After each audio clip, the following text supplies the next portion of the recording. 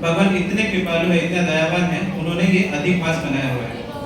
तो सारे बेस्ट तिथि, सारे बेस्ट टाइम्स को लेके इस मंथ में डाल दिया, ताकि डिवोटीज के लिए और ज्यादा इजी हो जाए हमको इस भौतिक बंधन से निकलने के लिए।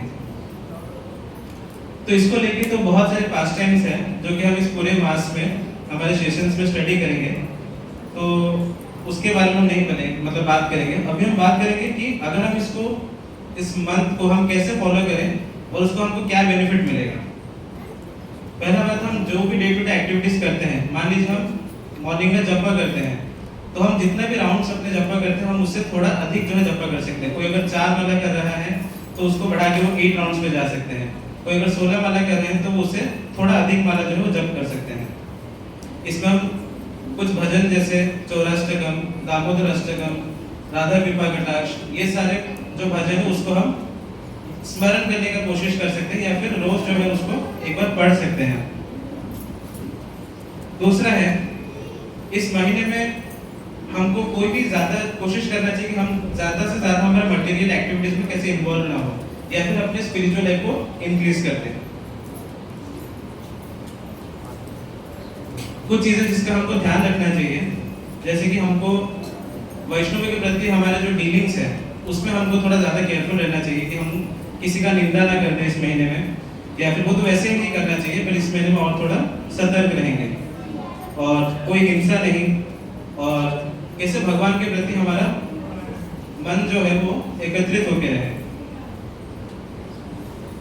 तो बहुत ही सुंदर श्लोक है जो कि हम इस महीने में रिसाइट कर सकते हैं। तो मेरा आप सबसे रिक्वेस्ट रहेगा कि आप मेरे पीछे पीछे इस श्लोक को रिसाइट करें।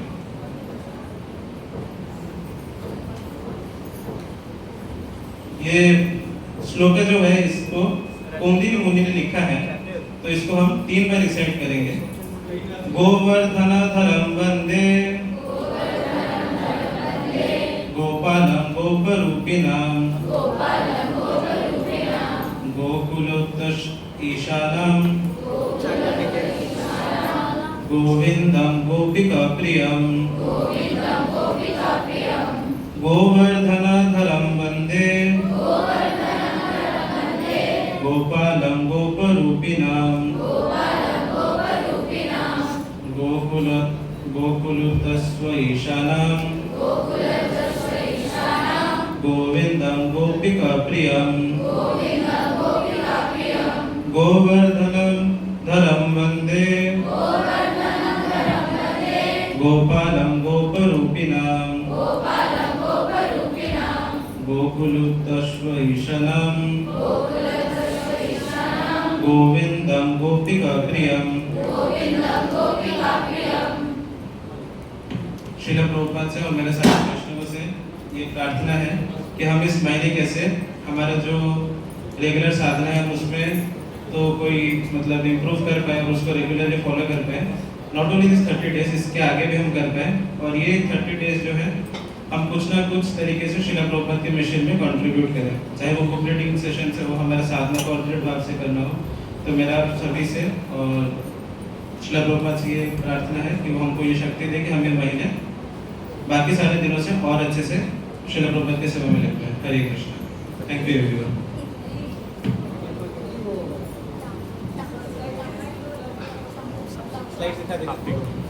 ये स्लाइड्स आप देख सकते हैं आगे, जैसे हम बात करते हैं पहला वाला लूनर साइकिल का, उसमें नेक्स्ट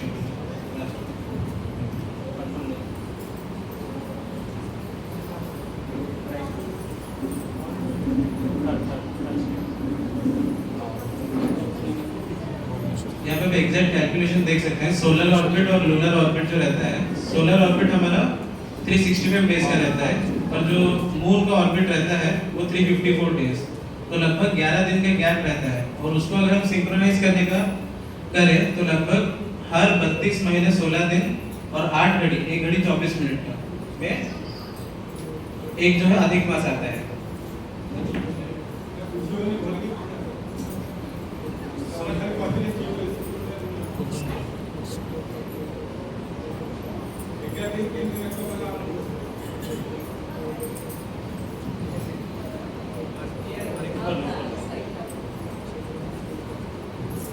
यहाँ पे जैसे वो कैलकुलेशन दिया गया है 365 डेज सोलर ऑर्बिट का रहता है और लूनर ऑर्बिट का 354 डेज, तो लगभग 11 दिन एक साल में डिफरेंस निकला।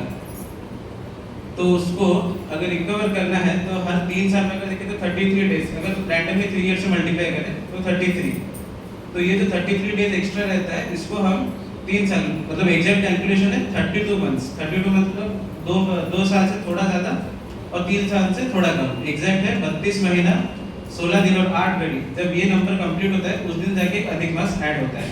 अब वो साल में किसी भी दिन ऐड हो सकता है, नॉट नेसेसरली कि हर टाइम वो सेम दिन ही आए।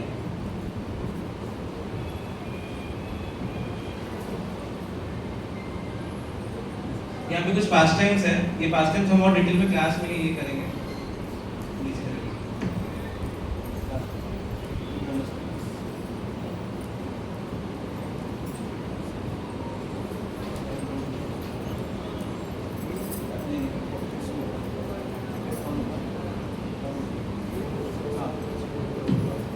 तो कुछ ऑस्टेरिटीज जो हम बात कर रहे थे कि हम फॉलो कर सकते हैं इस महीने में, कि हम जो अपना जप है रेगुलर जप करते हैं उसको और अच्छे से, और कुछ एक्स्ट्रा राउंड जो है वो कर सकते हैं।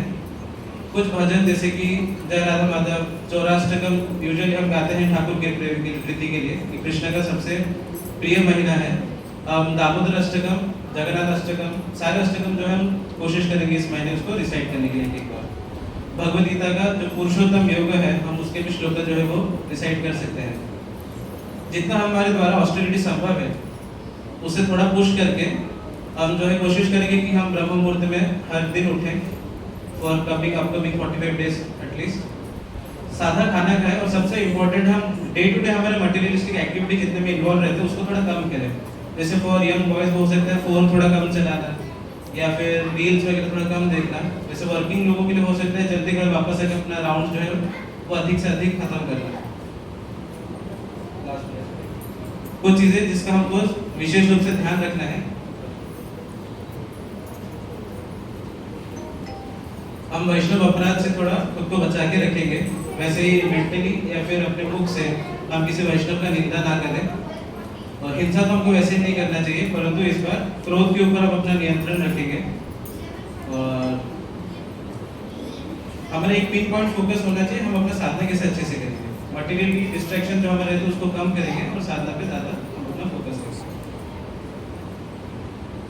और ये अक्षय प्रभु जी का पर्सनल रिकमेंडेशन है कि हम ये मंत्र जो है वो सुबह 3 बार, दोपहर में 3 बार, रात में 3 बार, जो इवनिंग में 3 बार हम इसको रिसाइट कर सकते हैं to get some extra points, grace marks. Thank you. Hare Krishna. बहुत ही सुंदर प्रेजेंटेशन प्रभु जी ने बनाया, कल रात के 1 बजे तक बैठ के बना दिया।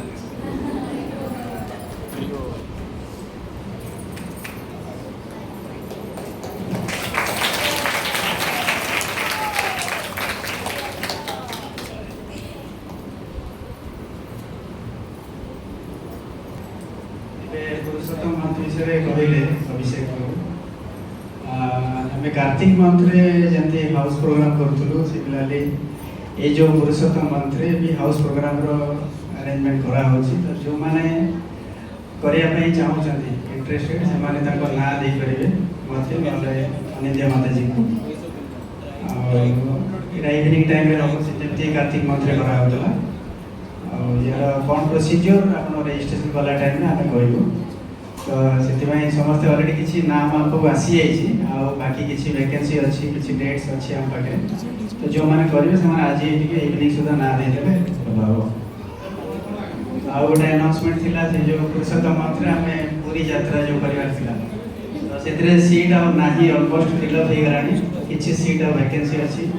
तो जो मैंने करेंगे से आज टे ना अर्जेंटली दे दिखाँ। आ गोटे अनाउंसमेंट थिला गुरुदेव को जन्मभूमि टेम्पल जो कंस्ट्रक्शन न्यू टेम्पल कंस्ट्रक्शन तापाई भी जो मैंने कार्ड्स नहीं से आज जब आनी भल कथा बोले न्यू कार्ड्स जब किसी ने नहीं जातु नहीं फिलअप करके दिंतु सेटा भी टे प्रायोरिटी बेसिस रे करिया पड़ो हमको। जो मैंने नहीं कार्ड्स मुझे भावुँ से आज आनी तो सेटा टे काइंडली सबमिट कर दिंतु कार्ड। 1 ईयर टाइम अच्छी इमीडिएटली पेमेंट करिवार नहीं, गोटे वर्ष भीतर पेमेंट कर देंगे। कि आप सभी जानते हैं आज से यानी कि मई 17 से पुरुषोत्तम महीना शुरू हो रहा है। आज के हमारे ड्रामा इस महीने के विशेषत्व को दर्शाने के लिए प्रस्तुत करने जा रहे हैं। ये वही पवित्र मास है जिसे पहले मल मास कहा जाता था। कोई भी इस मास को पसंद नहीं करता था, लेकिन भगवान श्री कृष्ण ने इसे अपना नाम दिए और इसके बाद मल मास को पुरुषोत्तम मास कहा गया। कहते हैं कि इस मास में की गई भक्ति, नाम जप, दीपदान और सेवा और दान का फल 100 गुना अधिक मिलता है। तो आइए देखते हैं पुरुषोत्तम मास की महिमा।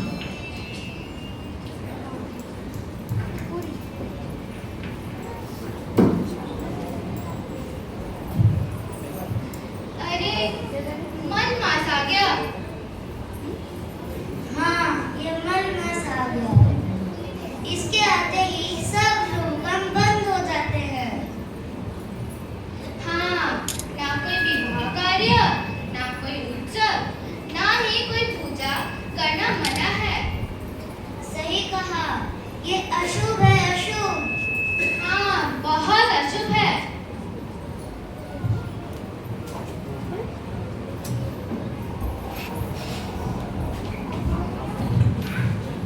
ये सब सुनकर मलमास बहुत दुखी हो जाता है।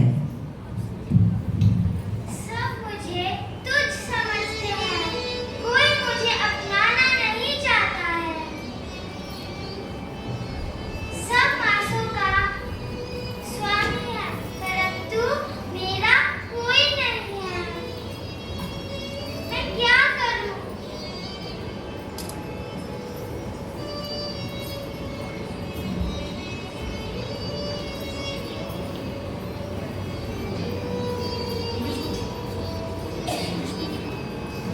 जैसे जब एक जीव अत्यंत वेदना में होता है, उसको अंधकार से निकालकर सही दिशा केवल एक गुरु ही दिखा सकते हैं। वैसे ही मलमास के पीड़ा के अवसर नारद मुनि मलमास को गोलोक धाम ले जाते हैं, भगवान श्री कृष्ण के पास। नारायण नारायण। मलमास, तुम दुखी क्यों हो? प्रभु के चरण में जो आता है वह हमेशा सुखी होता है और भगवान तुम्हें जरूर शरण में लेंगे। नारायण नारायण।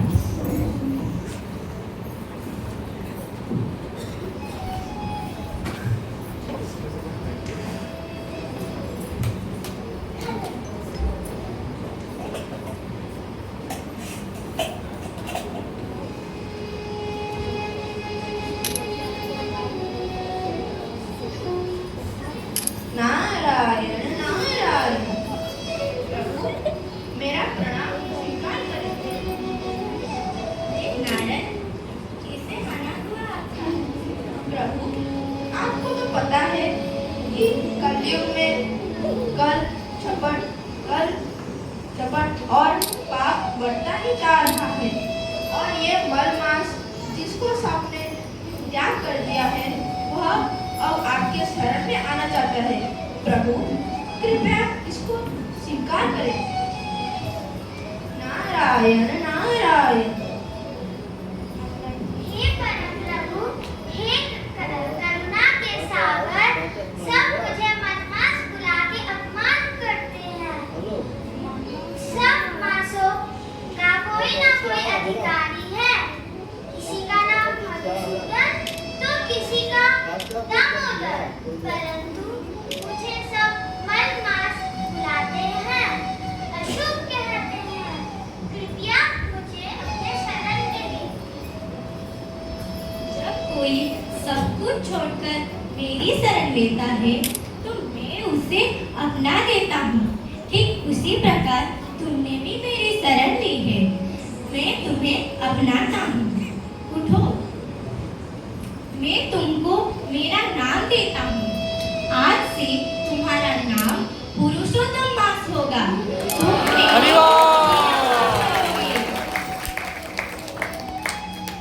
प्रभु, क्या सच में मेरे जैसे तुच्छ और त्यागी को आप स्वीकार करेंगे? पतित पावन हूँ। जो दुनिया को तुच्छ लगता है, मुझे वो सबसे अधिक प्रिय है। पुरुषोत्तम मास में जो भक्त हरे कृष्णा महामंत्र का जाप करेगा, उसे अधिक अनंत गुण फल मिलेगा। इस मास में जो भगवत श्रवण करेगा, वैष्णव सेवा करेगा, उसका मन जल्दी ही शुद्ध हो जाएगा। तुम मेरे हृदय के निकट के मास होगे। हे मेरे प्रभु, आप तो सारे कारण के कारण हो। आप ही सारे जीव के अंदर परमात्मा हो। आज आपने इस तुच्छ मन मास को नाम देकर मुझे धन्य कर दिया प्रभु। मेरे मास के स्वामी तो आप ही हैं, श्री भगवान पुरुषोत्तम।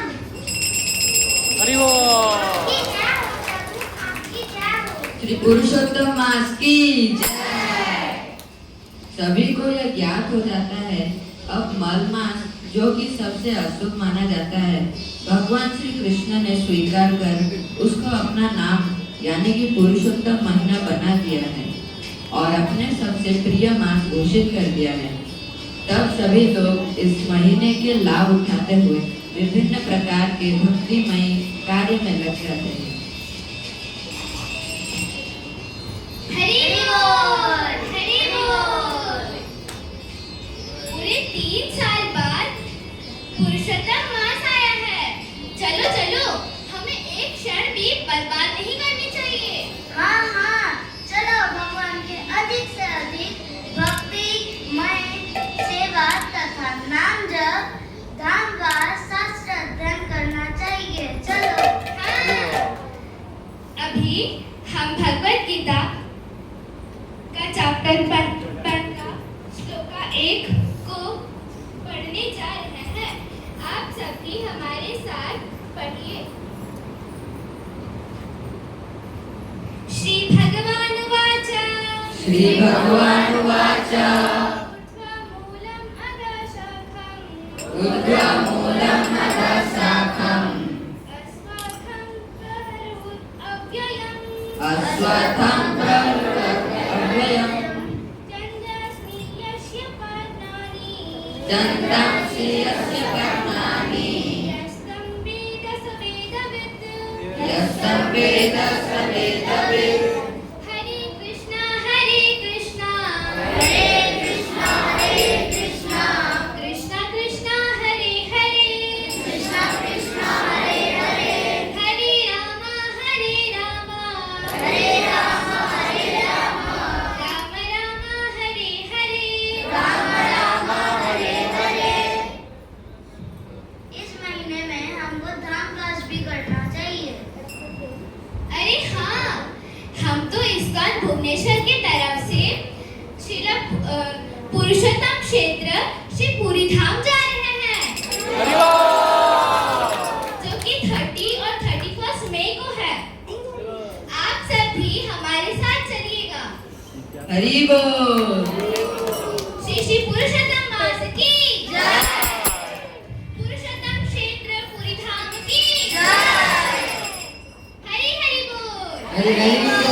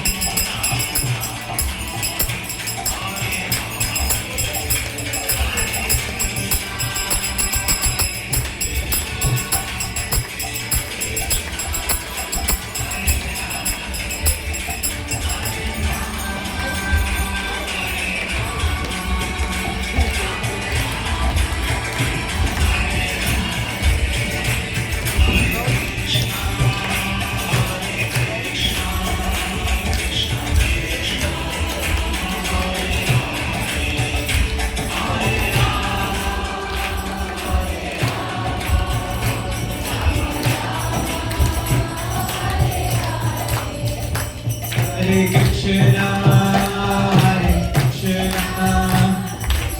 Krishna Hare Hare, Hare Rama, Rama Rama, Hare Hare, Hare Krishna, Krishna Krishna, Hare Hare, Hare Rama, Rama Rama, Hare Hare, Hare Krishna, Krishna Krishna, Hare Hare, Hare Rama, Rama Rama, Hare Hare, Hare Krishna, Krishna Krishna, Hare Hare, Hare Rama,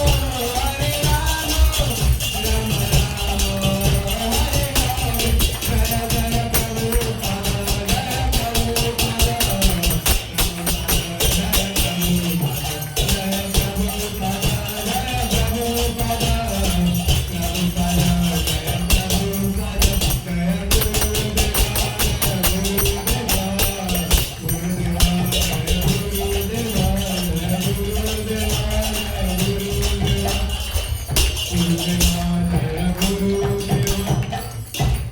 Shri Shri पुरुषोत्तम मास की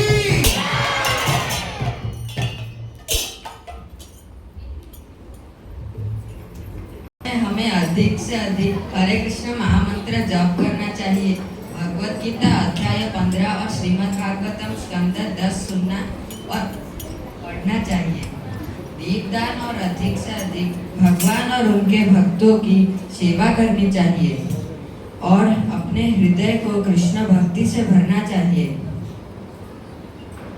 परम पुरुषोत्तम भगवान श्री कृष्ण की जय। पुरुषोत्तम मास की जय। जगत गुरु श्रील प्रभुपाद की जय। श्रील गुरुदेव की जय। गौर प्रेमानंदे हरि बोल। इस ड्रामा के किरदार है भक्ति संपूर्ण एज कृष्णा, भक्ति यमुना एज पुरुषोत्तम मास, भक्त साई विरजा एज नारद मुनि, भक्त स्वप्निल एज भक्ति Palakshi, Bhakti Rajeshwari, Bhakta Harsh as Vibhuti, me as narrator.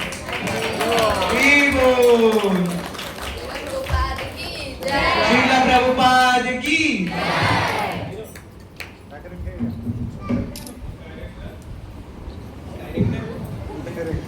Drama team Hargreaves Panchali माताजी, प्रज्ञा माताजी, पलक माताजी, शाश्वतीरा माताजी, वर्षा माताजी, सुप्रिया माताजी, शिवानी माताजी, समवेत भक्तवृंद की जय।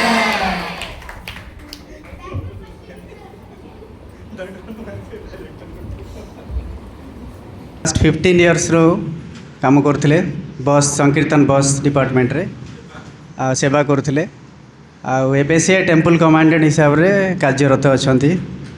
तांको हमें स्वागत जणाइबा हरे कृष्ण महामंत्र करी थरे।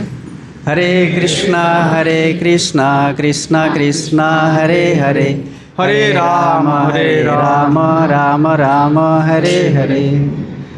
हिज ग्रेस सुशील कृष्ण प्रभु जी की जय। उर्दम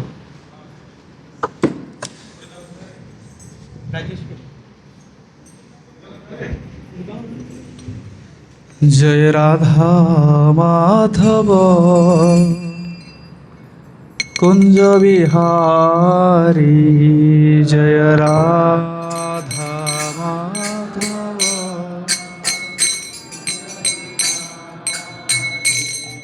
जय गोपी जन वल्लभा, जय गिरिवरधारी, जय गिरिवरधारी, गोपी जना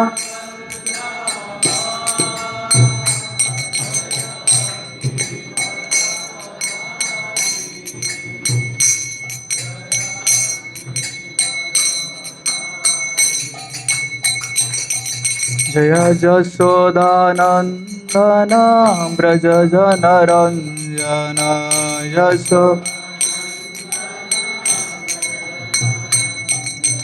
जसोदानन्दन व्रज जनरञ्जन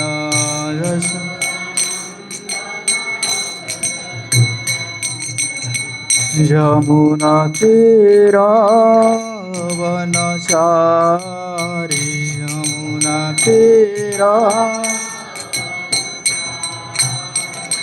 यमुना तीरावनचारी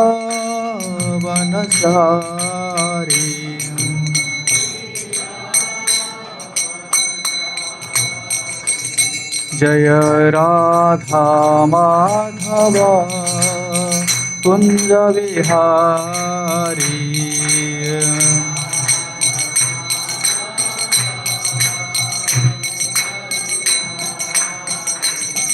हरे कृष्णा कृष्ण कृष्ण हरे हरे हरे राम राम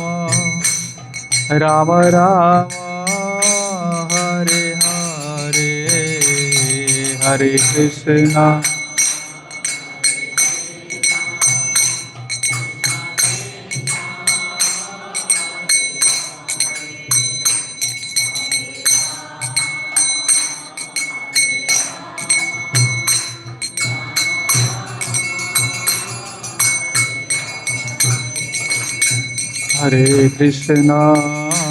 हरे कृष्णा कृष्ण कृष्ण हरे हरे हरे राम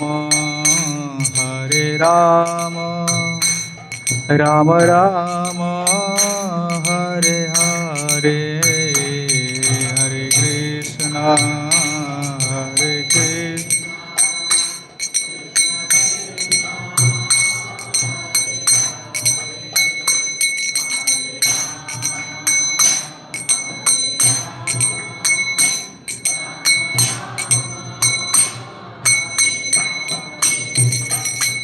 हरे कृष्णा हरे कृष्णा कृष्ण कृष्ण हरे हरे हरे राम राम राम हरे हरे हरे कृष्णा कृष्ण कृष्ण हरे हरे हरे राम राम राम हरे कृष्णा कृष्ण कृष्ण हरे हरे हरे राम राम राम हरे हरे हरे कृष्णा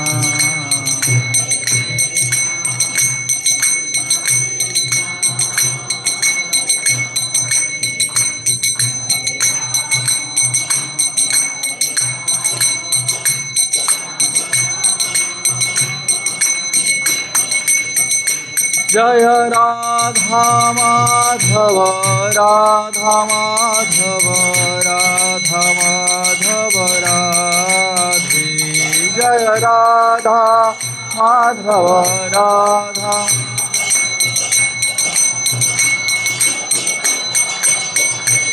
जय जय प्रभुपाद प्रभुपाद प्रभुपाद प्रभुपाद प्रभुपाद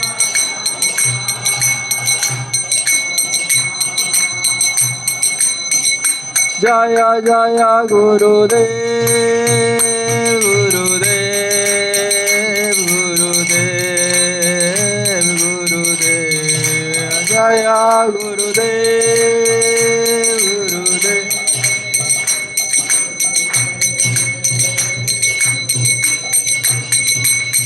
निताई गौर हरि बोल हरि बोल हरि बोल हरि बोल हरि बोल हरि बोल।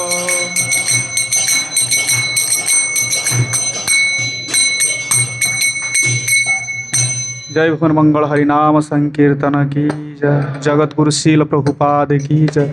पतित पावन गुरुदेव की जय।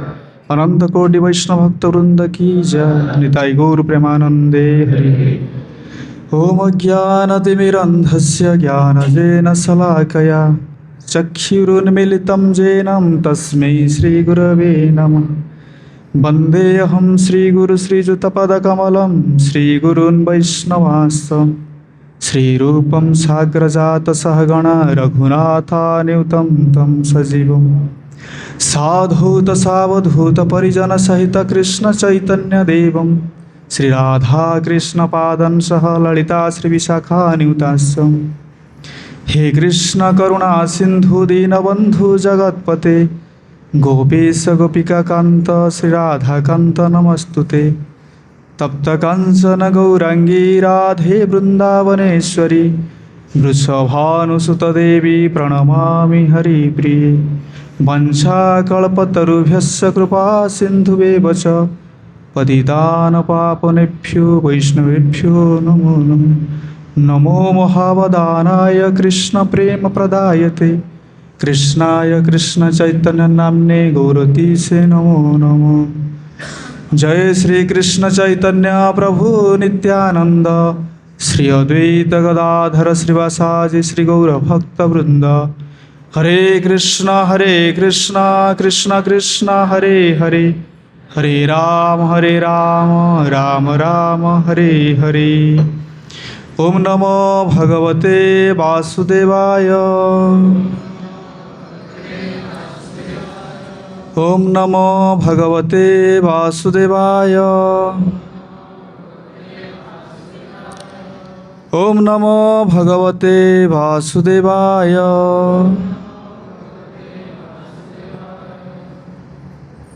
आमर अंतरराष्ट्रीय कृष्ण भवन संघ शाखा इस्कन तरफ आपण मानक हार्दिक शुभेच्छा। जे आपण माने आज इष्टि जो एकत्रित होइचंती कौन पाई होइचंती भगवान विषय किसी श्रवण करवा। किंतु आमर आचार्य माने कहते भगवान अपेक्षा तांकर भक्तंकर महिमा माने अधिक गौरवमय। जो आम भक्तंकर चरित्र शुणा तो भगवान को आम बहुत भल पाई परिबा। डायरेक्ट जड़े भगवान को भल पाई परिबो नाही। तो ये आम सब शुणुचे जो माने भी प्रवक्ता आसुचंदी से गोटे कम सब समस्ते करो टॉपिक सब अलग अलग अच्छी किए को विषय कहते किंतु प्रभु आम सातत्पति प्रभु से धारावाहिक भाव में आपण मानक श्रवण कराऊँ किंतु अलग अलग मझे मझे बेले बेले प्रवक्ता सब आसुँच से अलग अलग टॉपिक नहीं कि आपन कहते ना किंतु गोटे काम समस्ते करोटा कर हरिनाम तो कर आ गोटे काम समस्ते करोटा मंगलाचरण समस्ते बोलुंट। ये मंगलाचरण एक्चुअली कौन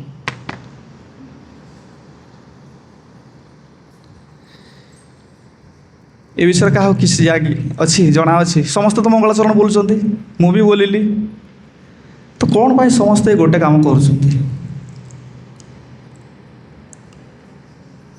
मंगलाचरण बोलिया कौन दरकार। प्रभुपाद भी भगवत गीता भागवत जेकोसी ग्रंथ अच्छे सब मंगलाचरण लिखिं आम जो बर्तमान गाइले हे कृष्ण तप्त कांचन गौरांगी वंशाकल्पतरु ये सब मंगलाचरण जाऊँगी ना। ये मंगलाचरण कौन पाई कहवा दरकार ता विषय मुझे कहूँ आपन को।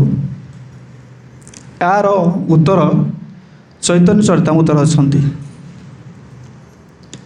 से लेखा हो से मंगलाचरण हय त्रिविध प्रकार कौन ना वस्तु निर्देश आशीर्वाद और नमस्कार।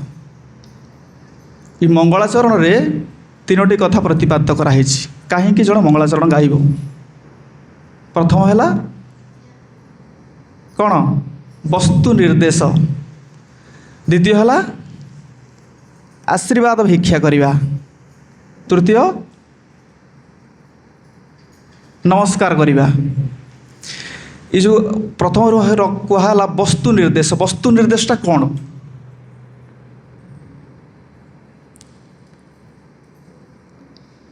वस्तु निर्देश होची लक्ष्यर संज्ञा निरूपण करिबा।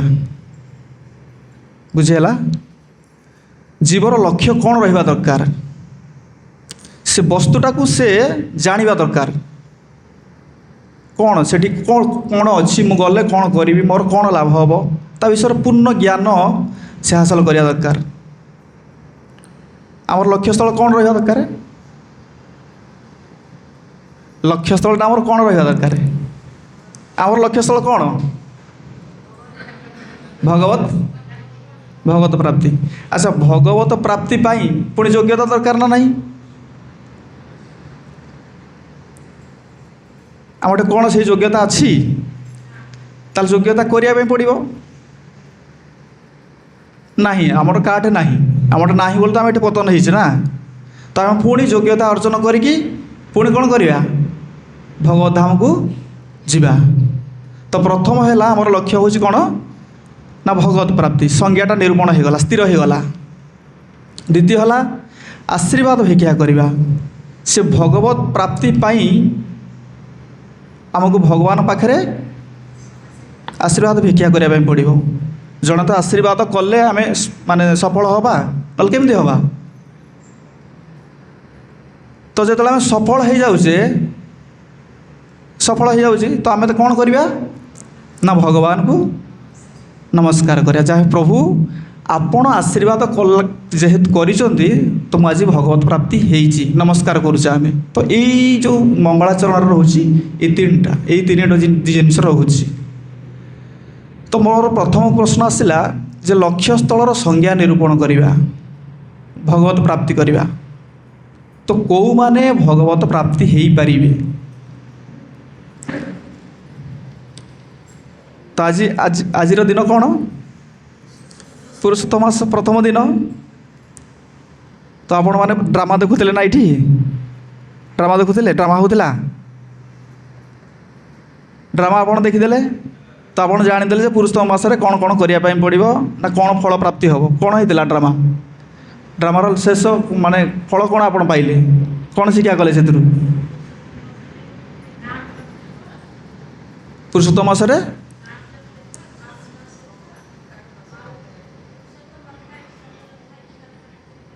हाँ सर, सी तो ठीक ठीक अच्छे, शिक्षा अच्छी से तो ठीक शिक्षा दिगला। तो जो आम जानीगले जदि नकरा तार फल कौन हम? आम जानीदे नाटक मध्यम आम जानीदे पुरुषोत्तम मासरे सब सब करने पड़ो। कि जब आम नकरा ताल फल कौन हम? फल उल्टा हो। चोर जदि चोरी करुच्ची अलगा, पुलिस चोरी कले दंडटा ताठू डबल। तेणुक आम जानी नथिले से गोटे अलग कथा। पुरुषोत्तम मास विषय आम जानिले जदि नकरा तो बर्तमान आम आलोचना करवा आमको से लक्ष्यस्थल जो संज्ञा अच्छी मंगलाचरण आम जो गाई लक्ष्यस्थल संज्ञा निरूपण पुरुषोत्तम मास विषय कहबी मु कि पूर्व ये जानी जावा दरकार।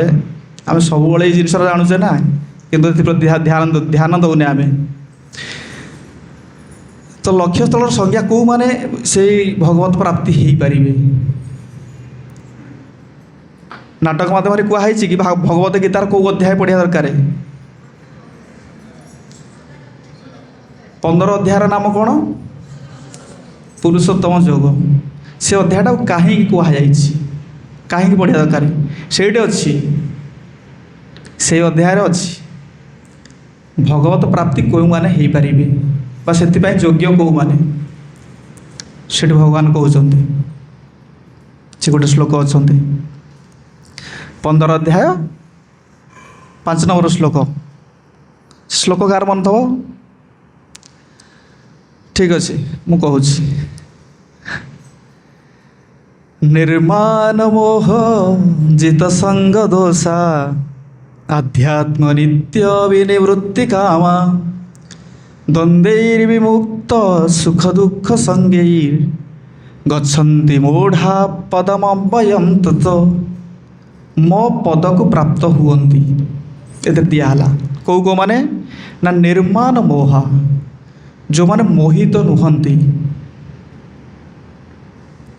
संसार चक्र रे आमे समस्ते मोहित होइक रहिछे ना नहीं। ए संसार को कौन कहे हाँ माया संसार बा स्वप्नर संसार कहुचे। हाँ माया संसार बा स्वप्नर संसार बोली कहुचे। ए संसार को तैयारी करछन्ती किए? भगवान तैयारी करथवा जिनसटा केमती माया हे गला।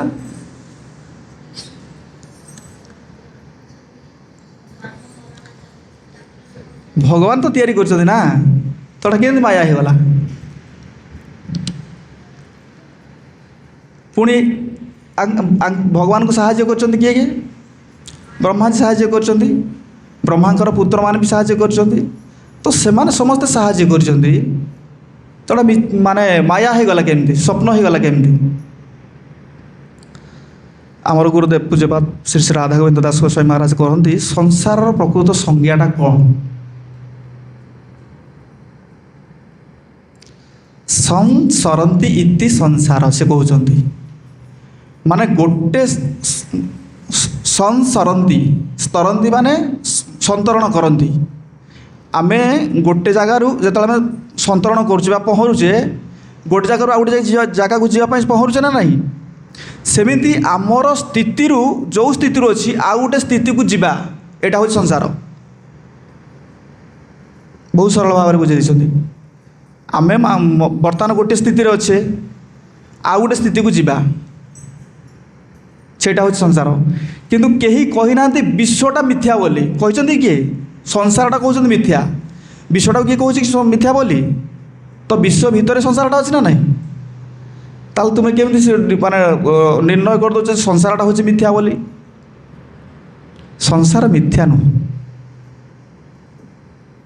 आमे अहम ममेति करिकी मिथ्यारे गोटे बंधन आमे रहीचे। जो मैंने कहते ये मत साहाय्य करा मोर वस्तु ये सब माइक वस्तु अल्प समय मैंने रोचंती पुणी मैंने पलि जाऊँगी। तो तारी भितर जो आम बांधिक रोचे आम से कहे यहाँ हूँ आम संसार पिला छुआ संसार बा घर संसार करके रोचे तारी भितर तुम आबद्ध होकर रोच।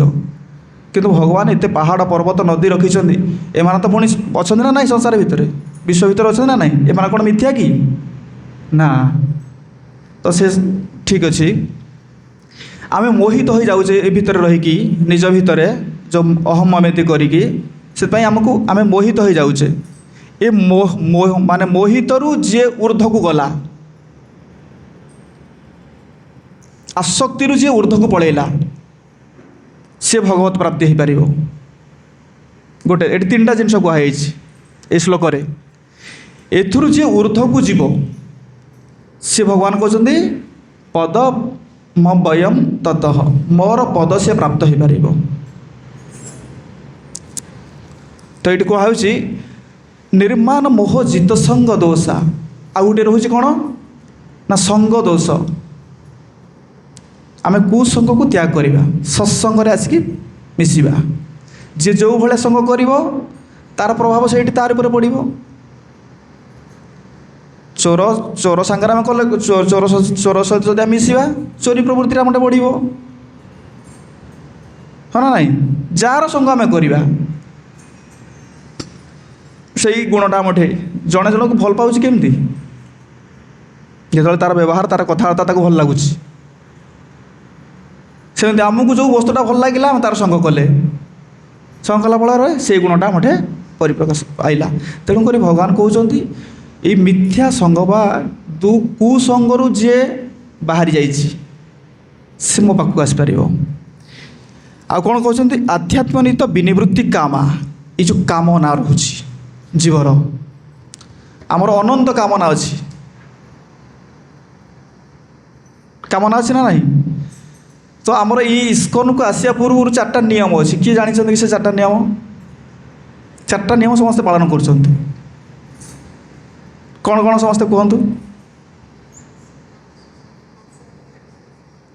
मोटामोटी कह गले द्यूत पान स्त्रीय सुना तो आमर ये जो एआईडीसी मीटिंग होता विशाखापाटना रे सेठी ए विषय आलोचना कराउतला आमर जड़े प्रभु चौसंती ना कमलापति प्रभु से आमर क्लास करुले से कहले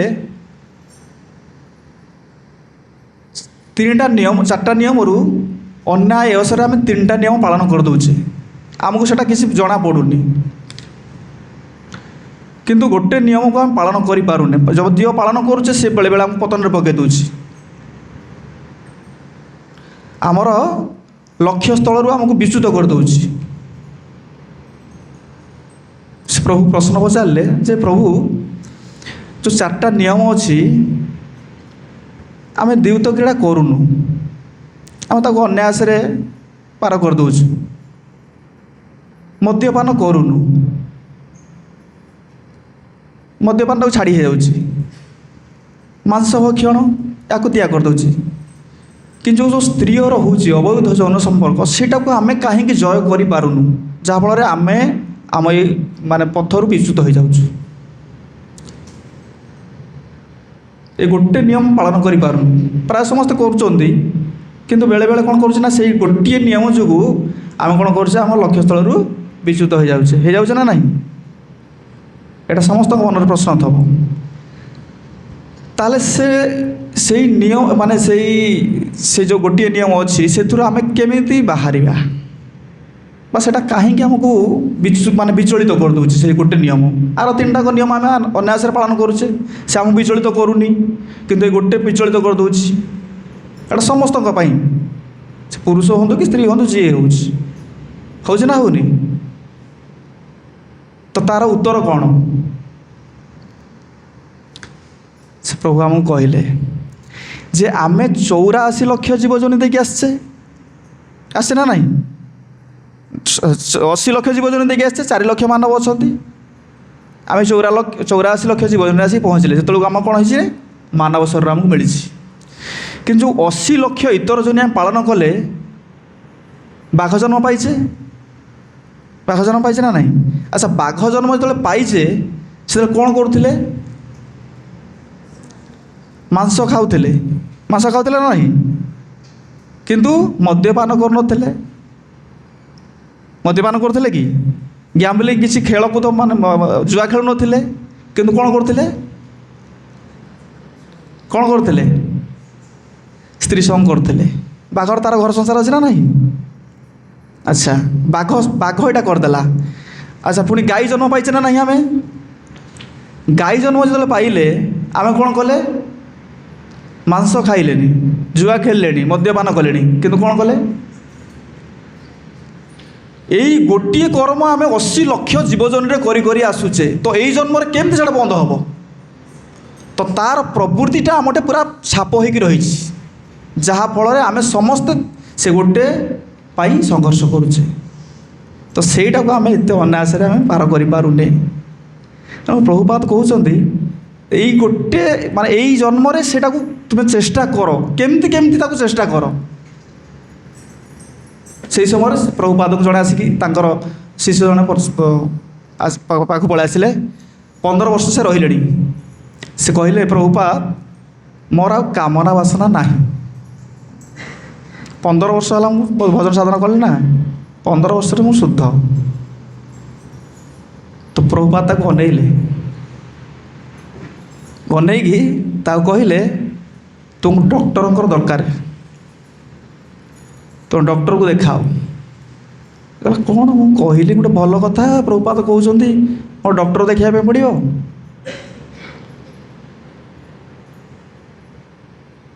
प्रभुपाद से कहते अंतिम समय पर्यंत जीवर मल्ला पर्यंत कामना वासना रही से तुमटे रहुनी ताले तुमको कौन है रोग हो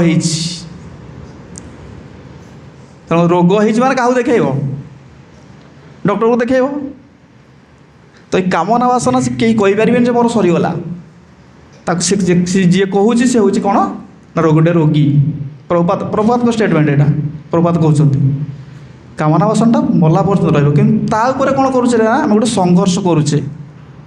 ସେ କେତେବେଳେ ଆମକୁ ପରାସ୍ତ କରିଦେଉଛି, ଆମେ ତାକୁ କେତେବେଳେ ପରାସ୍ତ କରିଦେଉଛେ, ହଁ ନା ନାହିଁ? ତ ଏଇଠି ରହୁଛି ଆଧ୍ୟାତ୍ମ ନିହିତ ବିନିବୃତ୍ତି କାମା, ଏ କାମନା ବାସନାରୁ ଯିଏ ଊର୍ଦ୍ଧ୍ୱକୁ ଯାଇଛି। ଆଉ କ'ଣ ରହିଲା? ଦ୍ୱନ୍ଦ୍ୱୈର୍ ବିମୁକ୍ତ ସୁଖ ଦୁଃଖ ସଙ୍ଗେଇ, ଦ୍ୱନ୍ଦ୍ୱ ଭାବ, କେତେବେଳେ ସେ ଦ୍ୱନ୍ଦ୍ୱାତ୍ମକ ବୁଦ୍ଧିରେ ପଡ଼ୁନି, ଏଇଟା କରିବି ସେଟା କରିବି, ଏଇଟା କଲେ ଭଲ ହେବ ଏଇଟା କଲେ ଭଲ ହେବନି, ଏ ଦ୍ୱନ୍ଦ୍ୱ ତାର ନାହିଁ, ସରଳ ଜୀବନଯାପନ।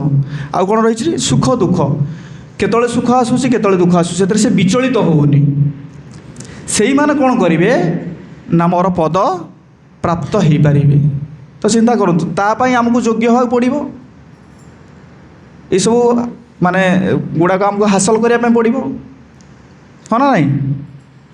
ତ ତା ପାଇଁ କ'ଣ କରାହେଇଛି ନା ଏଇ ଯେଉଁ ବ୍ରତ ବିଧି ବିଧାନ ଗୁଡ଼ାକ କରାହେଇଛି। ଆଜି ଯେଉଁ ପୁରୁଷୋତ୍ତମ ମାସ ଆମେ କହୁଛେ, ଏ ପୁରୁଷୋତ୍ତମ ମାସ ଆମର ଦୁଇଟା କ୍ୟାଲେଣ୍ଡରକୁ ନେଇକି ମାନେ ଏଇ ପ୍ରସ୍ତୁତ କରାହେଇଛି। ପୁରୁଷୋତ୍ତମ ମାସ କେମିତି ରହୁଛି ବା ଅଧିକ ମାସ କେମିତି ରହୁଛି ନା ସୂର୍ଯ୍ୟ କ୍ୟାଲେଣ୍ଡର ଗୋଟେ ଅଛି ଆଉ ଚନ୍ଦ୍ର କ୍ୟାଲେଣ୍ଡର ଗୋଟେ ଅଛି। ସୂର୍ଯ୍ୟଙ୍କ କ୍ୟାଲେଣ୍ଡରକୁ ନେଇକିନା ଆମର କ'ଣ କରାହେଉଛି ନା ସୌର ବର୍ଷ ବା ଗୋଟେ ବର୍ଷ ନିରୂପଣ କରାହେଉଛି, କିନ୍ତୁ ଚନ୍ଦ୍ରଙ୍କ କ୍ୟାଲେଣ୍ଡରକୁ ନେଇକିନା କ'ଣ କରାହେଉଛି ନା ଅମାବାସ୍ୟା, ପୂର୍ଣ୍ଣିମା, ସଂକ୍ରାନ୍ତି, ଚନ୍ଦ୍ରଗ୍ରହଣ ଏସବୁ ନିର୍ଣ୍ଣୟ କରାହେଉଛି। ତ ସୌରବର୍ଷ ଆଉ ଚନ୍ଦ୍ରବର୍ଷ ଭିତରେ ବ୍ୟବଧାନ ରହୁଛି 11 ଦିନର। ସୌରବର୍ଷ ହେଉଛି କେତେ ଦିନ? 365 ଦିନ, କିନ୍ତୁ ଚନ୍ଦ୍ରବର୍ଷ କେତେ ହେଉଛି? 354 ଦିନ। ଯେଉଁ 11 ଦିନ ରହୁଛି ଡିଷ୍ଟାନ୍ସ ରହୁଛି, ଆକୁ ମାନେ ଜ୍ୟୋତିଷ ଶାସ୍ତ୍ର ମାନେ କ'ଣ କରନ୍ତି, ତାକୁ ନା ଆକୁ ଭାରସାମ୍ୟ ରକ୍ଷା କରିକି ଦୁଇଟାକ ଯଦି ସମାନ ସରଳରେଖା ନ ଚାଲିବ ତାହେଲେ ସବୁ ମାନେ ବିଗିଡ଼ିଯିବ। ତେଣୁ ତାକୁ ଭାରସାମ୍ୟ ରକ୍ଷା କରିବା ପାଇଁ ଏଇ ଅଧିକ ମାସଟା ଆମର ବାହାରି ଯାଇଛନ୍ତି। ଏଇଟା ପୁରା ଅନାଦି କାଳରୁ ଅଛି, ଏବେ ନାହିଁ, ବହୁତ ଦିନଠୁ ଅଛି। ତ ଏଇ ଅଧିକ ମାସ ପାଇଁ ଯେଉଁ ଅଧିକ ମାସଟା ରହିଗଲା, ୟାକୁ କ'ଣ ହେଲା ନା ଏଇ ଯେଉଁ 12 ମାସ ରହିଲେ ଏମାନେ ତାଙ୍କ ସଙ୍ଗ କଲେଣି, ମିଶେଇଲେଣି। ପୁରୁଷୋତ୍ତମ ମାସ କହୁଛି ଯେହେତୁ ମିଶେଇଲେଣି, ସେ ଅଧିକ ମାସ ହେଇକି ରହିଗଲେ। ତ ୟାର ଉତ୍ତର ହେଉଛନ୍ତି ନାରଦୀୟ ନା ବ୍ରହ୍ମ ବୈବର୍ତ ପୁରାଣରେ ଏସବୁ ଦିଆହେଇଛି। ମୁଁ ତାକୁ କହିବି ଆପଣଙ୍କୁ ଗୋଟି ଗୋଟିକି।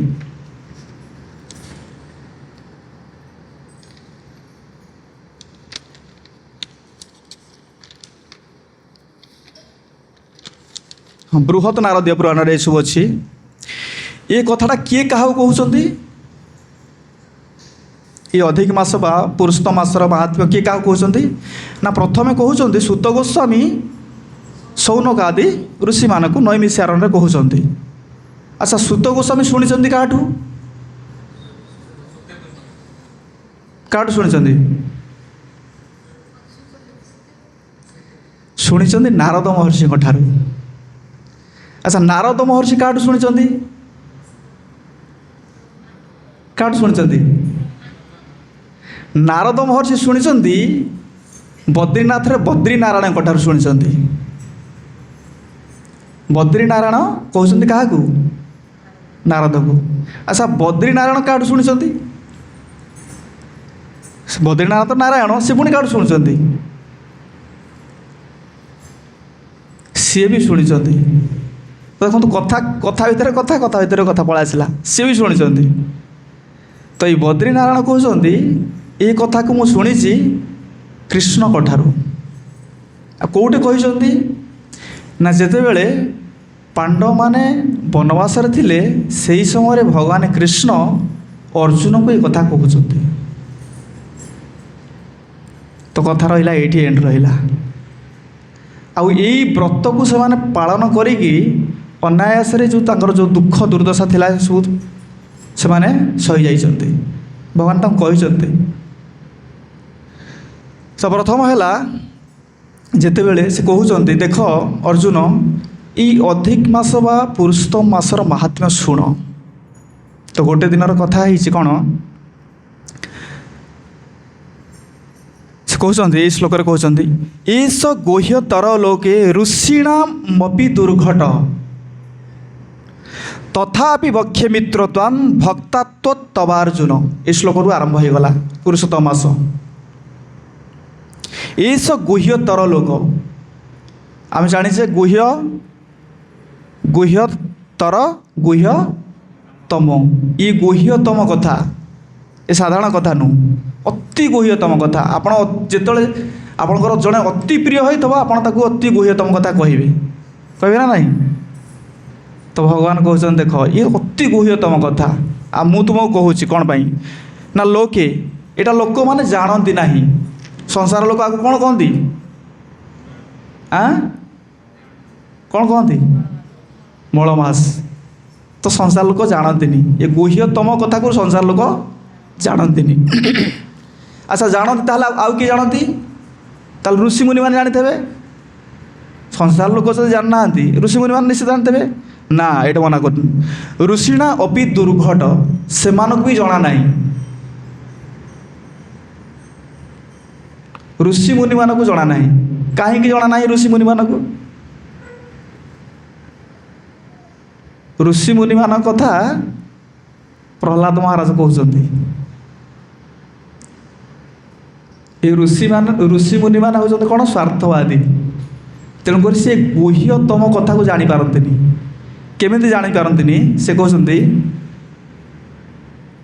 प्रायेण देव मुनयो सुविमुक्ति कामा मौनं चरन्ति विजनेन परार्थ निष्ठा नैतान विहाय कृपणान विमुख्यैको नान्य तदस्य शरणं भ्रमतोऽन्वपश्यत्।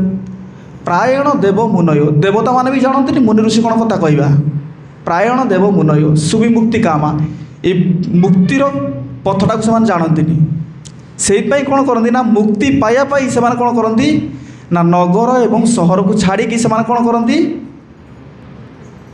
वन को पलांती हिमालय को पलांती कहीं ना से निजर स्वार्थ चाहती। तो निजर स्वार्थ चाहिए से परर उपकार करियो केमती परर उपकार करि परिबन ना। तो तापर कहते नान्य तदस्य शरण आपणकर शरण जी नहीं से साधारण लोक उद्धार कर मुनि ऋषि मान करें। तो भगवान भक्त जी होती से कौन कर ना जगत को उद्धार कर प्रभुपाद आज जगत को उद्धार कर ना नहीं कहीं से भगवान को आश्रय कर देइछन्ति। आमे सेमिति आमर गुरु आचार्य को तले आश्रय करदबा ताले भव सिंधु को पार हो जा। तो कथा कुआड़ा एस गुह्यतर लोके ऋषिणाम अपि दुर्घटना तथापि बक्षे से कहते तथापि ऋषि मुनि माने जानी ना किंतु तथापि बक्षे मु कहबी क्या कहबी किए कहते क्या भगवान कृष्ण कहते अर्जुन तथापि मु तुमको कहबी कौन भाई कहबी भगवान कहते प्रथम कौन कहले मित्रत्वात् कहीं तुम्हें हूँ मोर मित्र तुम्हें हूँ मोर बंधु बंधु को सब कथा कही हम अलग क्या किसी कही हेनी अति गोपनीय कथा बंधु की कही हम।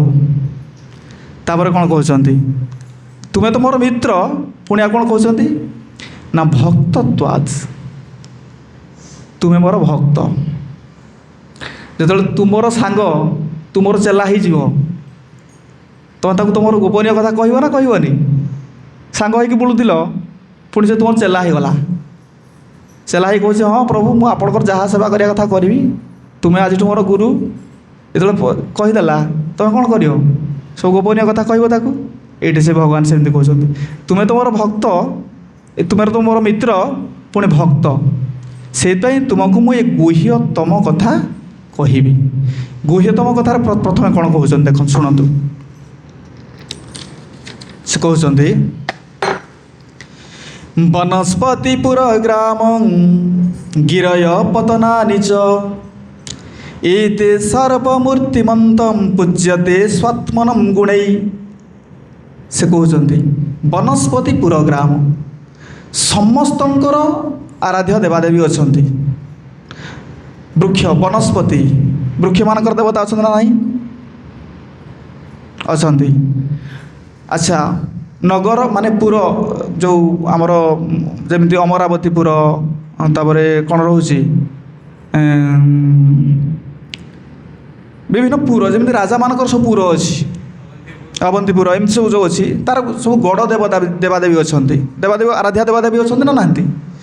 ତ ବୃକ୍ଷମାନଙ୍କର ଅଛନ୍ତି, ପୁରମାନଙ୍କର ଅଛନ୍ତି, ଗ୍ରାମର ଗ୍ରାମ ଦେବଦେବୀ ଅଛନ୍ତି। ଆଚ୍ଛା, ଗିରୟ ଗିରିମାନଙ୍କର ବି ଅଧିଷ୍ଠାତ୍ରୀ ଦେବତା ଅଛନ୍ତି। ଆଉ କ'ଣ କଲେ? ପତନାନୀ କିଏ? ପତନାନୀ ଅର୍ଥ ହେଉଛି ପର୍ବତ। ତାଙ୍କୁ ପତନାନୀ କାହିଁକି କୁହାହେଲା? ନା ତାଙ୍କର ପତନ ହେଇଯାଇଛି। ପତନ ହେଇଛି ନା ହେଇନି ପର୍ବତମାନଙ୍କର? ଆଗରୁ କଥା ଥିଲା ପର୍ବତମାନ ସବୁ ଉଡ଼ୁଥିଲେ, ସେ ଉଡ଼ିକି କ'ଣ କଲେ ନା ଲୋକମାନଙ୍କ ଉପରେ ଯେଉଁଠି ନଗର ବସ୍ତି ଥିବ ସେଟାକି ବସିଯିବେ। ତ ଲୋକମାନେ ଏହାଦ୍ୱାରା ହଇରାଣ ହେଲେ, ସୃଷ୍ଟିର ମାନେ ବିଚଳିତ ହୋଇଗଲା, ମାନେ ଚଳିବାଟା ଠିକ୍ ହେଲାଣି। ତ ଇନ୍ଦ୍ର କ'ଣ କଲେ? ସେମାନଙ୍କର ପକ୍ଷକୁ ଛେଦନ କରିଦେଲେ। ତ ତାଙ୍କର କ'ଣ ହେଇଗଲା? ପତନ ହେଇଗଲା। ତ ସେଥିପାଇଁ ଏଠି କୁହାଯାଇଛି ପତନାନୀ। ପତନାନୀ ଅର୍ଥ ପର୍ବତ। এই গিরি পর্বতମାନଙ୍କର ଅଧିଷ୍ଠାତ୍ରୀ ଦେବତା ଅଛନ୍ତି। ଏତେ ସର୍ବମୂର୍ତ୍ତିମନ୍ତ, ଏମାନେ ସବୁ ମୂର୍ତ୍ତିମନ୍ତ। ପୂଜ୍ୟନ୍ତେ ସତ୍ମନ ଗୁଣେଇ, ନିଜ ଗୁଣ ଦ୍ୱାରା ସେମାନେ ସବୁ ପୂଜିତ ହେଉଛନ୍ତି। ଆମେ ପାହାଡ଼କୁ ପୂଜା କରୁଛେ ନା ନାହିଁ? ବୃକ୍ଷକୁ ପୂଜା କରୁଛେ ନା ନାହିଁ? ନଗର ଦେବାଦେବୀ ପୂଜା କରୁଛେ ନା ନାହିଁ? ସମସ୍ତେ ପୂଜା କରୁଛେ। କାହିଁକିନା ଏମାନଙ୍କର ସ୍ୱ ଗୁଣ ଅଛି, ସେଥିପାଇଁ ଆମେ ପୂଜା କରୁଛେ। କିନ୍ତୁ ସ୍ୱସ୍ୱାମୀୟ ମାହାତ୍ମ୍ୟମ୍ ସର୍ବେ ସୌଭାଗ୍ୟଶାଳୀନା, ଏମାନଙ୍କର ସବୁ ନିଜ ନିଜର ଦେବତା ବା ସ୍ୱାମୀ ଥିବାରୁ ଏମାନେ ସବୁ କ'ଣ? ସୌଭାଗ୍ୟଶାଳୀ। ଯେମିତି ଜଣେ ସ୍ତ୍ରୀ ତା'ର ପୁତ୍ର କନ୍ୟା ନେଇକି ସେ କ'ଣ ସୌଭାଗ୍ୟଶାଳୀରେ ରହୁଛି, ସୌଭାଗ୍ୟବତୀ, ପିଲା ଛୁଆ ସଂସାର ସବୁ ତା'ର ଅଛି, ଭଲ ଭଲ ଠିକ୍ ଚାଲିଛି, ତାକୁ କ'ଣ କହୁଛନ୍ତି? ନା ତୁ ଭଲ ସୌଭାଗ୍ୟଶାଳୀ, ତୋର ସବୁ ଧନଧାନ୍ୟ ସବୁ ଅଛି। ଏଇଠି ସେମିତି କହୁଛନ୍ତି। ଏମାନେ ସ୍ୱସ୍ୱାମୀୟ, ନିଜର ଆରାଧ୍ୟ ଦେବତା ଥିବା ହେତୁ ଏମାନେ କ'ଣ ନା ସବୁ ସୌଭାଗ୍ୟଶାଳୀ। ପୁରୁଷୋତ୍ତମ ମାସ କେମିତି ଆସୁଛନ୍ତି ମୁଁ କହୁଛି ଆପଣଙ୍କୁ।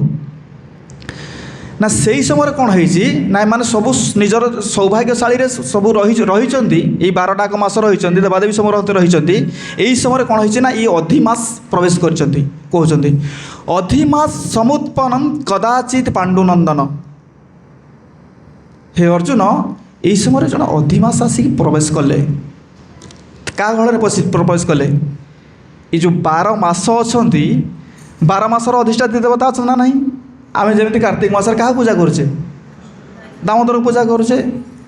ଦାମୋଦରକୁ ସେତେ ଆରାଧ୍ୟ ଦେବତା ରହିଲେ ଦାମୋଦର, ଭଗବାନ ଦାମୋଦର। ତ ଏମାନେ କ'ଣ ହେଇଛନ୍ତି ନା ସେଇ ସମୟରେ ଯେହେତୁ ଆଙ୍କର କିଛି ନାହିଁ, ଅଧିକ ମାସ ଆଙ୍କର କେହି ସ୍ୱାମୀ ନାହାନ୍ତି, ତାଙ୍କୁ କେହି ମିଶେଇଲେଣି ସାଙ୍ଗରେ। ଏ 12 ମାସ ତାଙ୍କୁ ବାହାର କରିଦେଲେ, ଶ୍ରୀହୀନ ହୋଇଗଲା। ସେ କହୁଛନ୍ତି ଯେହେତୁ ସେ କାହାର ଆଶ୍ରୟରେ ନାହାନ୍ତି, ସେଥିପାଇଁ ତାଙ୍କୁ କିଏ ଗ୍ରହଣ କଲେଣି। ଯେମିତି ଜଳରେ ଯେପର୍ଯ୍ୟନ୍ତ ପଦ୍ମ ଫୁଲଟା ଅଛି ସେ ତାଜା ଅଛି, ତାକୁ ପୋଷଣ କରୁଛି କିଏ? କିଏ ପୋଷଣ କରୁଛନ୍ତି? ସୂର୍ଯ୍ୟ। କିନ୍ତୁ ସେଇ ଫୁଲଟା ଯେତେବେଳେ ଜଳରୁ ବାହାରି ଆସୁଛି, ସେଇ ସୂର୍ଯ୍ୟ କ'ଣ କରୁଛନ୍ତି? ତାକୁ ଶୁଖାଇ ଦେଉଛନ୍ତି। ତ ଆଶ୍ରୟଟା ହେଉଛି ମୁଖ୍ୟ। ଆମେ ବେଳେବେଳେ ଦେଖୁଛେ ବଢ଼ିରେ ବଡ଼ ବଡ଼ ମାନେ ଗଛ ବୃକ୍ଷ, ଏମିତିକି ହାତୀକି ବି ତଡ଼ି ନେଉଛି ଯେତେବେଳେ ବଢ଼ି ପାଣି ଆସୁଛି। କିନ୍ତୁ ଆମେ ଦେଖିବା ଟିକି ଟିକି ମାଛ ତାର ବିପରୀତ ଦିଗକୁ ଉଠୁଥିବେ। ନଜର କରୁଛନ୍ତି ନା?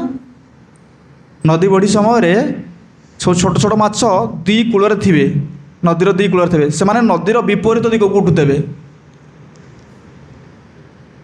ନଜର ନାହିଁ କାହାର? ଅଛି ତ? ହଁ, ଯିଏ ଦେଖିଥିବ ସେ ଜାଣିଥିବ। ସେ ସବୁ ସହରରେ ରହିଲେ କ'ଣ ଦେଖିବ ତୁମେ? ତ କାହିଁକିନା ସେମାନେ ବିପରୀତ ଦିଗକୁ ଉଠୁଛନ୍ତି? କାହିଁକିନା ସେମାନେ ଜଳକୁ ଆଶ୍ରୟ କରିଦେଇଛନ୍ତି। ଆମେ ଯେତେବେଳେ ଜଣକୁ ଆଶ୍ରୟ କରିଦେବା, ସେତେବେଳେ ଆମର କିଛି ବିପଦ ରହିବନି।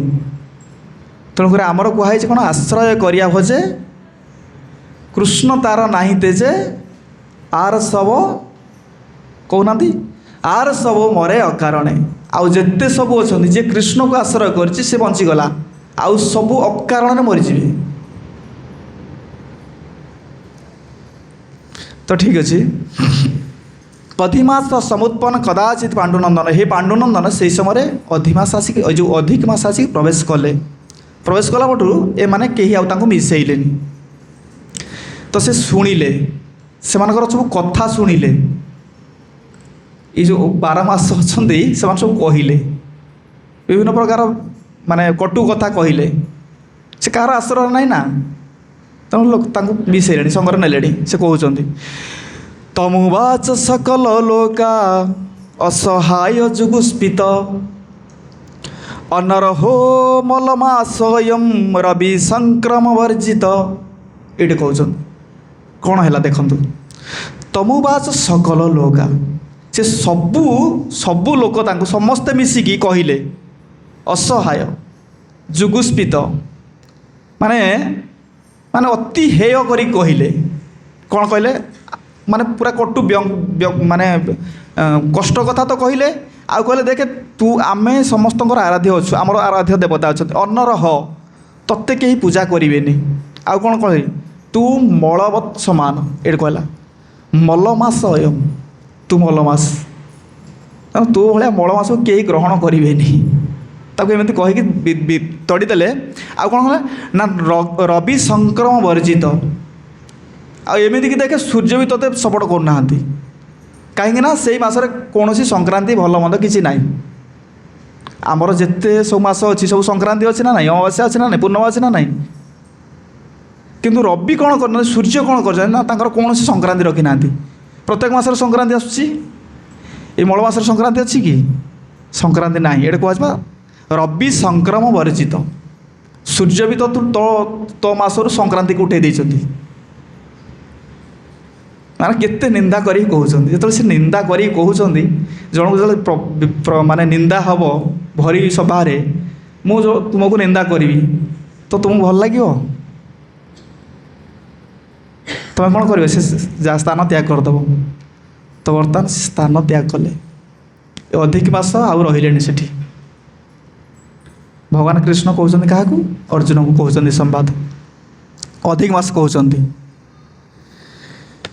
से कहते से कहले अस्पृश्य मलत्वात् शोभे कर्माणि गहिरितम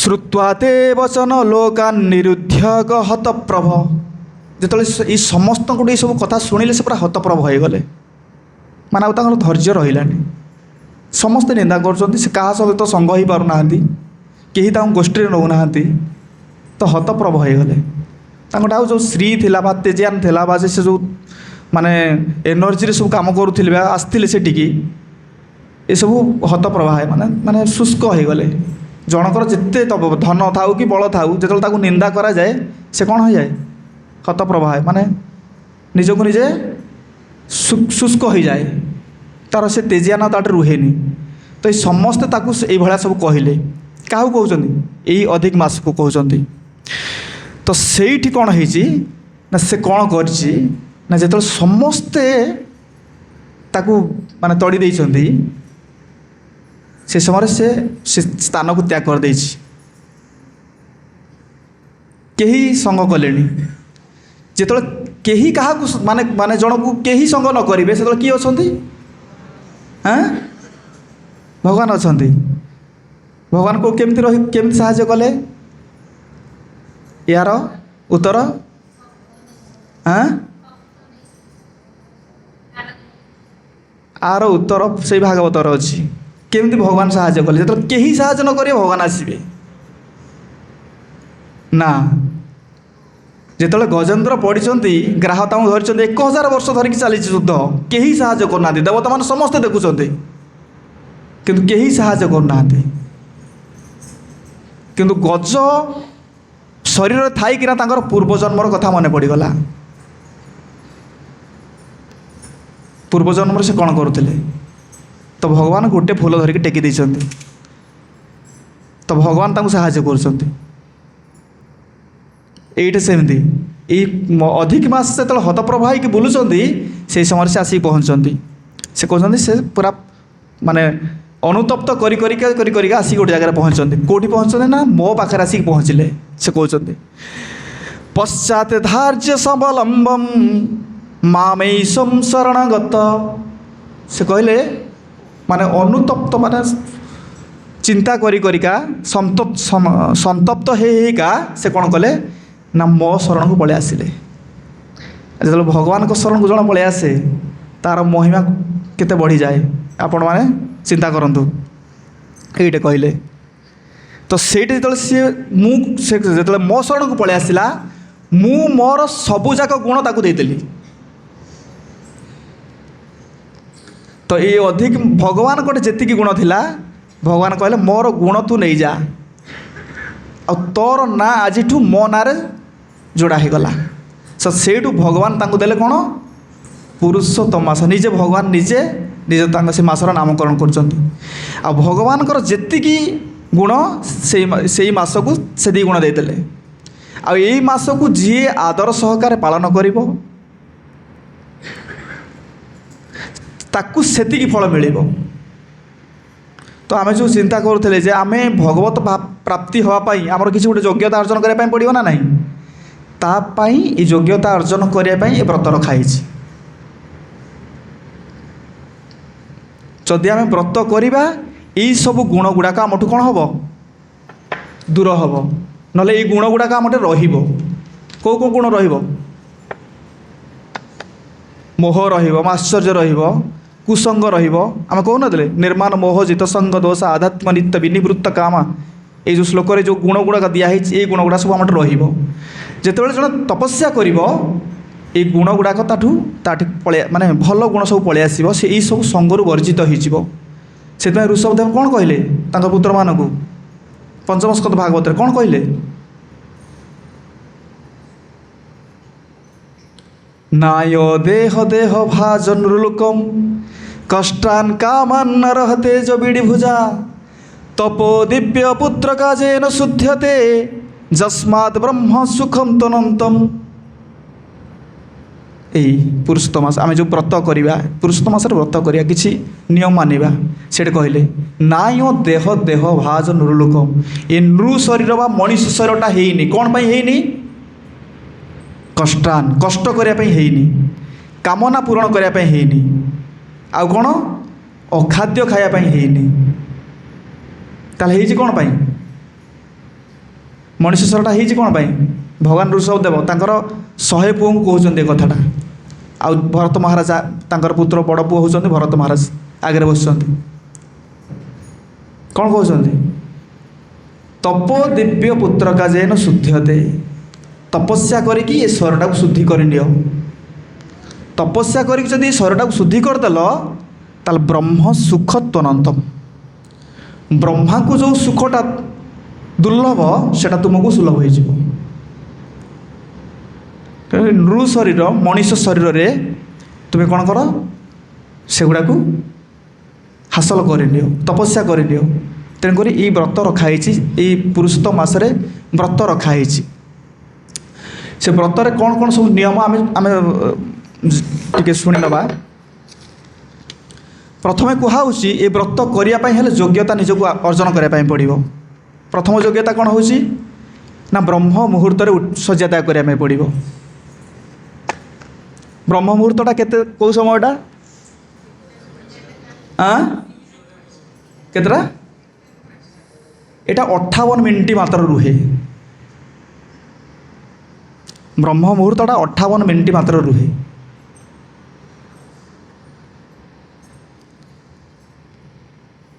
ତିନିଟା 45ରୁ 4ଟା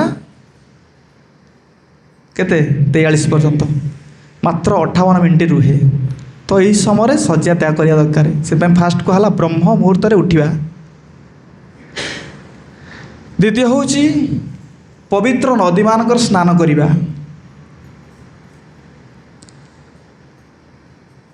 ଯେଉଁ ନଦୀ ପବିତ୍ର ନଦୀ କାହିଁ କୁହାହେଲା? ଆଉ ଅପବିତ୍ର ନଦୀ ଅଛି କି? ପବିତ୍ର ନଦୀ କୁହାହେଲା ଏଇଥିପାଇଁ ଯେ ଯେଉଁ ନଦୀମାନେ ସମୁଦ୍ରରେ ମିଶିଛନ୍ତି,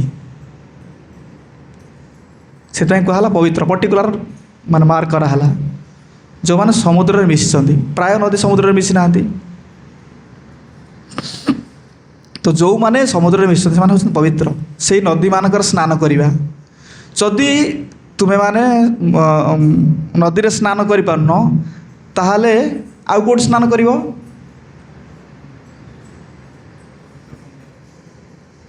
ବାମ୍ଫି। ବାମ୍ଫି କେଉଁଟା? हाँ बाम्फी माने पोखरी टाइप रो कूठू आहरी बड़ से कहते बाम्फी बा आपण पोखरी स्नान करें ह्रदर स्नान करें नदी ना। अच्छा सहर तुम रोच तुम ताले तो से सब पाइबनी तो स्नान कर कौटे? पवित्र नदी रे स्नान करा होची उत्तम स्नान। पुष्करिणी ह्रद ए माने होची मध्यम स्नान किंतु घरे जो माने स्नान करछन ट्या पानी रे सेटा होची सामान्य स्नान। स्नानर प्रकार भेद अछि ना। स्नानर 14 प्रकार स्नान करिवार 14 प्रकार भेद अछि। केमिते स्नान सबुठु उत्तम स्नान केतळ हुए ना नहीं वर्षा होथब सूर्य किरण पड़थब से जो पानी रे स्नान करियो सेटा सबुठु उत्तम स्नान। तो स्नान प्रकार भेद अच्छी से विषय में पढ़ानी आलोचना करें। ये कहुच्छे आम जो व्रत करवा तुम तो घरे गाधेबा ना तो सेठी स्नान करवा मंत्र द्वारा गंगेश जमुनेश्वर गोदावरी सरस्वती नर्मदे सिंधु कावेरी जलस्मी यही मंत्र को आम हरे कृष्ण महामंत्र उच्चारण करके स्नान करवा। चुप रही केतल स्नान करा जाए नहीं। बस पानी सावर खोल देचे कि बाल्टी गाधौचे चुपचाप गाधे पलि आसिले। चुपचाप स्नान किए करे? पशु पक्षी मैंने करती आम तो मनीष ना आम किसी मंत्र उच्चारण करिया दरकार स्नान समय खास करी महामंत्र आमर बहुत भल। एटा गला द्वितीय पवित्र नदी मानकर स्नान करवा। तृतीय हूँ किसी स्तुति निवेदन करवा। ई मासरे स्तुति कौन रहिबो? कौन कौन स्तुति रहिबो?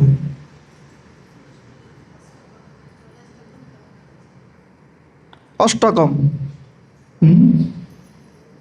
जगन्नाथ अष्टकम भी आप पाठ पढ़े शिक्षाष्टकम भी पाठ करें। ये किसी स्तुति करिया दरकार। आउ कौन ना जीवन को जिते सरल करें आडंबर जीवन यापन करें। सरल कले भल सरल कले आ तुमको एत सब कष्ट करने पड़ो। आडंबर जीवन यापन कला मैंने बहुत कष्ट करने पड़ो। ब्रह्मचर्य व्रत पालन करेंगे स्त्री हूँ क्या पुरुष हूँ समस्ते ब्रह्मचर्य व्रत पालन करेंगे यही मासरे। आउ कौन ना ब्राह्मण वैष्णव को दान करेंगे। आम जेहेतु संसार में किसी अच्छे आम तो किसी दान करिया दरकार ना। दान कले धनटा शुद्धि हुए तो दान न करा अशुद्धि हो। से आमर गुरुदेव तांकर प्रवचन कहना जितेबले नाउरी नौका चलाऊँगी ताकू ध्यान रखा पड़ो। कौन ध्यान रखा पड़ो? काले डंगारे पानी पशिगला जदि पशिगला से कौन कर दुई हाथ बाहिब गोटे हाथ आ लगेबन फटाफट नल डंगा बुड़ीज ना। ठीक संसार चलैला भर जो धन बढ़ला ताकू भी तुम दुई हाथ में बाहिर दरकार ना से धन तुमको डुबिक मारदेव। तो किसी दान करिया दरकार। आउ कौन कर ना भगवान को यही मासरे कि तुलसी मंजरी अर्पण करवा। आउ कौन ना पद्म फूल विभिन्न प्रकार फूलर सब दिखाई व्याख्या किंतु भगवान ये मासरे पद्म फूल को बेसी पसंद करती कारण यही समय बेसी ही पद्म फूल फुटे खरा दिने नहीं। भगवान सब व्यवस्था कर रखी आमको किसी कष्ट करने पड़ोनी। अधिक रु अधिक भगवान का कथा श्रवण करवा अजथा प्रजल्प न करी भगवान कथा श्रवण करवा। आम बेले बेले बहुत समय प्रजल्प काटी दूचे आम समयटा को काटुचे ना नहीं। प्रजल्प किसी लाभ ना आमर अजथा केवल माने विपद को डाकिया कथा का विषय भी जब आम कथा हो कौन प्रजल्प करुचे तार निंदा हो ଏସବୁ କରିବା ଦରକାର ନାହିଁ। ଆଉ କ'ଣ ରହାଇଛି ନା ଧାମରେ ବାସ କରିବେ। ତାହେଲେ କେଉଁ ଧାମକୁ ଯିବା ଆମେ? କେଉଁ ଧାମରେ ରହିବା ଆମେ?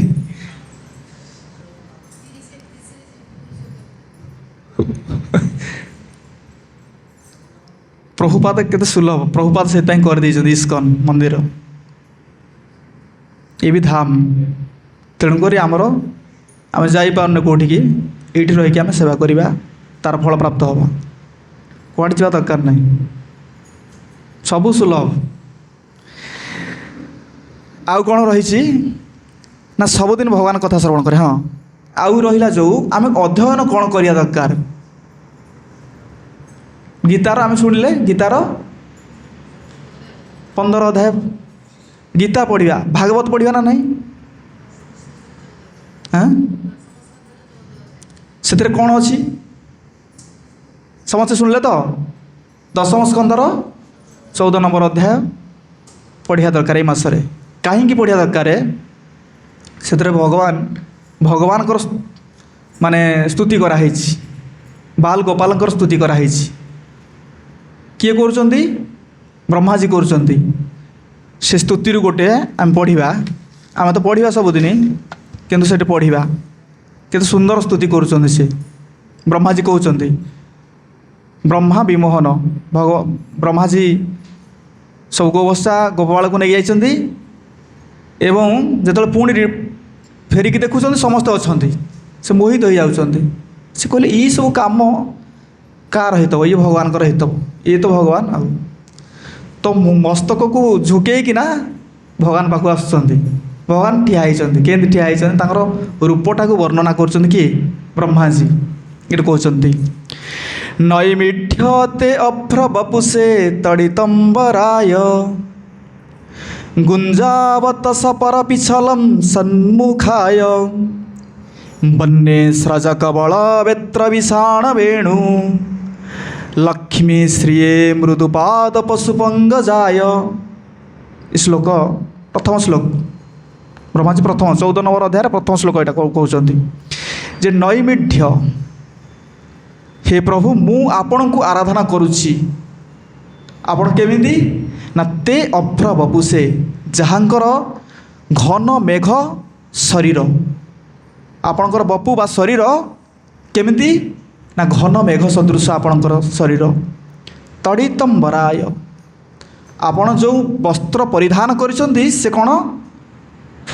ବିଦ୍ୟୁତ୍ ପରିକା। ମେଘ ଭିତରେ ବିଜୁଳି ଯେମିତି ମାରିଲେ ଯେମିତି କେମିତି ଦେଖାଉଛି, ଆମ ଭଲ ଲାଗୁନି? ଦେଖୁଛେ କେମିତି ପୁରା।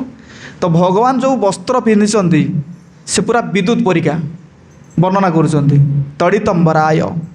ଆଉ କ'ଣ କର ନା ଗୁଞ୍ଜାବତ୍ ସପରି ପିଚ୍ଛଲ ସନ୍ମୁଖାୟ, ବଣର ଗୁଞ୍ଜମାଳା ଆପଣ ଜାଣିଛନ୍ତି କେଉଁଟା? ଗୁଞ୍ଜା କେଉଁଟା?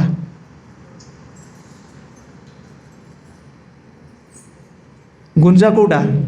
ଗୁଞ୍ଜମାଳା ଦୁଇ ପ୍ରକାର ଅଛି, ଗୋଟେ ହେଉଛି ଶ୍ୱେତ ଆଉ ଗୋଟେ ହେଉଛି ରକ୍ତ। କାଇଁଚ ଆପଣ ଜାଣିଛନ୍ତି? କାଇଁଚ ମାଳାରେ ଆପଣ କ'ଣ କରିଛନ୍ତି ନା ଆପଣଙ୍କର କର୍ଣ୍ଣକୁ ଶୋଭିତ କରିଛନ୍ତି। ଆଉ ସପରି ପିଚ୍ଛଲ, ଆପଣ ମୟୂର ପୁଚ୍ଛରେ ଆପଣଙ୍କ ମସ୍ତକୁ ଧାରଣ କରିଛନ୍ତି। ସନ୍ମୁଖାୟ, ଆପଣଙ୍କର ସୁନ୍ଦର ମୁଖମଣ୍ଡଳକୁ ସଜ୍ଜିତ କରିଛନ୍ତି। ବ୍ରହ୍ମାଜୀ ସ୍ତୁତି କରୁଛନ୍ତି। ପ୍ରଥମେ ଭଗବାନଙ୍କର ରୂପଟାକୁ ସେ ବର୍ଣ୍ଣନା କରୁଛନ୍ତି।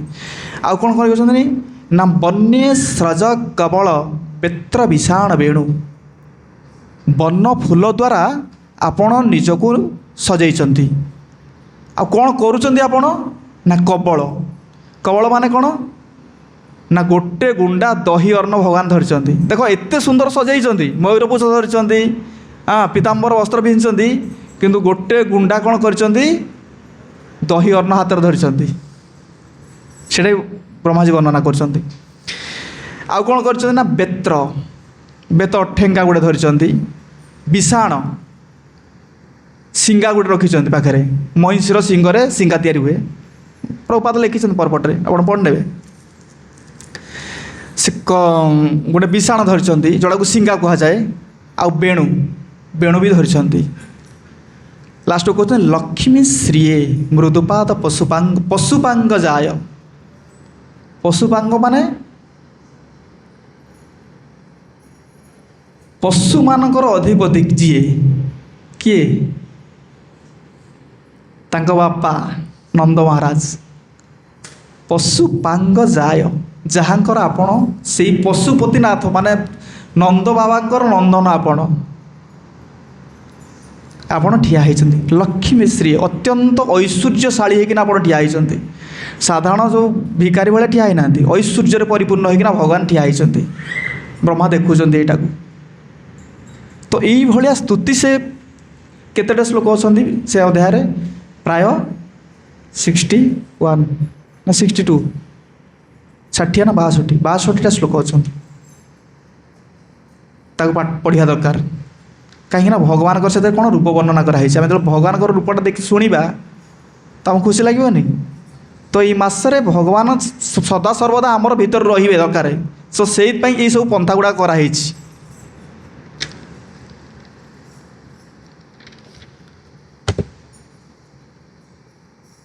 ଆଉ କ'ଣ କହୁଛନ୍ତି ନା ଭଗବାନ ଯେଉଁ ଲେଖା ହେଇଛି ଲକ୍ଷ୍ମୀ ଶ୍ରୀ ମୃଦୁପାଦ ପଶୁପାଙ୍ଗ ଯାୟ। ନନ୍ଦ ମହାରାଜଙ୍କ ନନ୍ଦନ ଆପଣ ଏସବୁ ବନ୍ୟ ଫୁଲ ଫଳରେ ଆପଣ ବନ୍ୟ ଫୁଲ ଏବଂ ବନ୍ୟ ଫଳ ଯେଉଁ ଗୁଞ୍ଜାମାଳରେ ଆପଣ ନିଜକୁ ସଜ୍ଜିତ କରିକି ବହୁତ ଐଶ୍ୱର୍ଯ୍ୟ ଭାବରେ ଠିଆ ହେଇଛନ୍ତି। ଆକୁ ଯିଏ ଦେଖିବ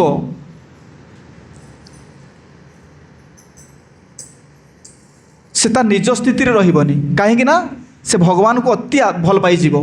ଭଗବାନ କେତେ ସୁନ୍ଦର ସଜା ହେଇଛନ୍ତି। ଆମର ଯେମିତି ସଜା ହେଇଥିଲେ କେଉଁଦିନ ଚନ୍ଦନ ଯାତ୍ରାରେ, ଚନ୍ଦନ ଯାତ୍ରା ସଜା ହେଇଥିଲା ନା ନାହିଁ? କେତେ ସୁନ୍ଦର ଭଗବାନ ଲାଗୁଥିଲେ, ବହୁତ ସୁନ୍ଦର। ତ ଭଗବାନଙ୍କୁ ଆମେ ସଜେଇବା। ଆମର ଏଇ ମାସରେ କେବଳ ଭଗବାନଙ୍କର ଆରାଧନା ହିଁ ଚାଲିବ।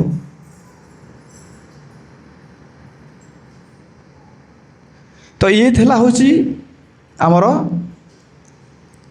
ଏଇ ଯେଉଁ ଆମର ଅଧିକ ମାସର ଏଇସବୁ ନିୟମାବଳୀ ଗୁଡ଼ାକ ରହିଛି। ଆମେ ଶୁଣିଲେ ଅଧିକ ମାସ କେମିତି ଆସିଲେ, ନିୟମାବଳୀ। ଆଉ ଏଇ ଯେଉଁ ମାସ ଗୁଡ଼ାକ ଯଦି ଯିଏ ନ କରିବ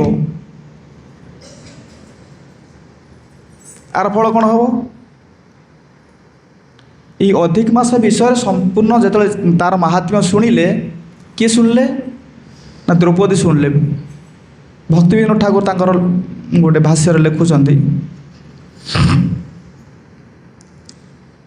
ଯେ ପ୍ରାୟ ପୁରାଣ ଶାସ୍ତ୍ରମାନଙ୍କରେ କେଉଁ ପୁରାଣରେ ଲେଖା ହେଉଛି ଧେୟ ନାମକ ଋଷିଙ୍କର କନ୍ୟା ଥିଲେ ଦ୍ରୌପଦୀ।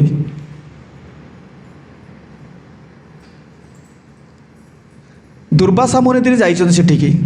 ଆଉ ସିଏ ଏଇ ଅଧିକ ମାସ ବା ପୁରୁଷୋତ୍ତମ ମାସର ବର୍ଣ୍ଣନା ମାହାତ୍ମ୍ୟ ବର୍ଣ୍ଣନା କରିଛନ୍ତି। କିନ୍ତୁ ସେଇଟା ଜାଣିକି ସେ କ'ଣ କରିଛନ୍ତି ତା ପ୍ରତି ମାନେ ଗୁରୁତ୍ୱ ଦେଇନାହାନ୍ତି। ଶୁଣିଲେ ମାହାତ୍ମ୍ୟ ଶୁଣିଲେ କିନ୍ତୁ ଗୁରୁତ୍ୱ ଦେଲେଣି। ଶୁଣିଲେ ତ ଶୁଣିଲେ ଆଉ, କିନ୍ତୁ କ'ଣ କରିବା ପାଇଁ ପଡ଼ିବ, କେମିତି ବ୍ରତ କରିବା ପାଇଁ ପଡ଼ିବ ଏସବୁ କିଛି କାର୍ଯ୍ୟକାରୀ କଲେଣି। ଯାହାଫଳରେ ତାଙ୍କୁ ପୁଣି କ'ଣ ହେଲା ନା ଏଇ ଯେଉଁ କଷ୍ଟଟା ଆସିକି ପହଞ୍ଚିଗଲା। ଭକ୍ତିବିନୋଦ ଠାକୁର ଲେଖୁଛନ୍ତି ତାଙ୍କ ପଟରେ। ତେଣୁକରି ଆମେ ଶୁଣିଲେ ବର୍ତ୍ତମାନ ଆମେ କରିବା ନା କରିବାନି ବ୍ରତ? କରିବା ତ? ଆଜି କିଏ ବ୍ରତ କରୁଛନ୍ତି?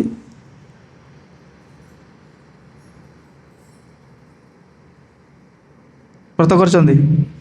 ଠିକ୍ ଅଛି। ଆମେ ଶୁଣିଲେ ଏ ବର୍ଷ ଶୁଣିଲେ ଆର ବର୍ଷକୁ କରିବା ନା କରିବାନି? କରିହେବନି? ଦିନରେ ଗୋଟେ ଥର ପ୍ରସାଦ ପାଇବେ, ଭଜନ କ୍ରିୟାକୁ ବଢ଼େଇବେ, ଶ୍ରବଣ କ୍ରିୟାକୁ ବଢ଼େଇବେ, ପରନିନ୍ଦା କରିବେ ନାହିଁ। ଏସବୁ ନିୟମ ରହୁଛି। ପାରିବେ ତ? ହଁ, ଆମେ କରିବାନି ଯଦି ଆଉ କରିବ କି?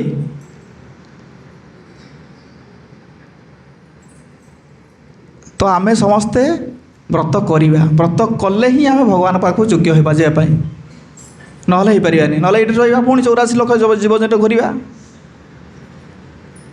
ତ ମନୁଷ୍ୟ ଜୀବନଟା ହେଉଛି ଗୋଟେ ମୁକ୍ତିର ମାର୍ଗ। ଆମେ ମୁକ୍ତିର ମାର୍ଗ ଦେଶରେ ଠିଆ ହେଇଛେ। ଆମେ ଚାହିଁଲେ ସମୁଦ୍ର ଭିତରକୁ ଯିବା, ମାନେ ବହୁତ କଷ୍ଟ ପାଇବା, କିନ୍ତୁ ସମତଳ ଜାଗାକୁ ଆସିଲେ ଅନନ୍ତ ସୁଖ ଆମ ପାଖକୁ ଆମକୁ ଅପେକ୍ଷା କରି ରହିଛନ୍ତି। ତ ବର୍ତ୍ତମାନ କ'ଣ କରିବା କୁହ? ଭଗବାନ ପାଇଁ କଷ୍ଟ କରିବା ପାଇଁ ପଡ଼ିବ। ଯଦି ଭଗବାନ ପାଇଁ କଷ୍ଟ ନ କରିବା ତାହେଲେ କ'ଣ ହେବ?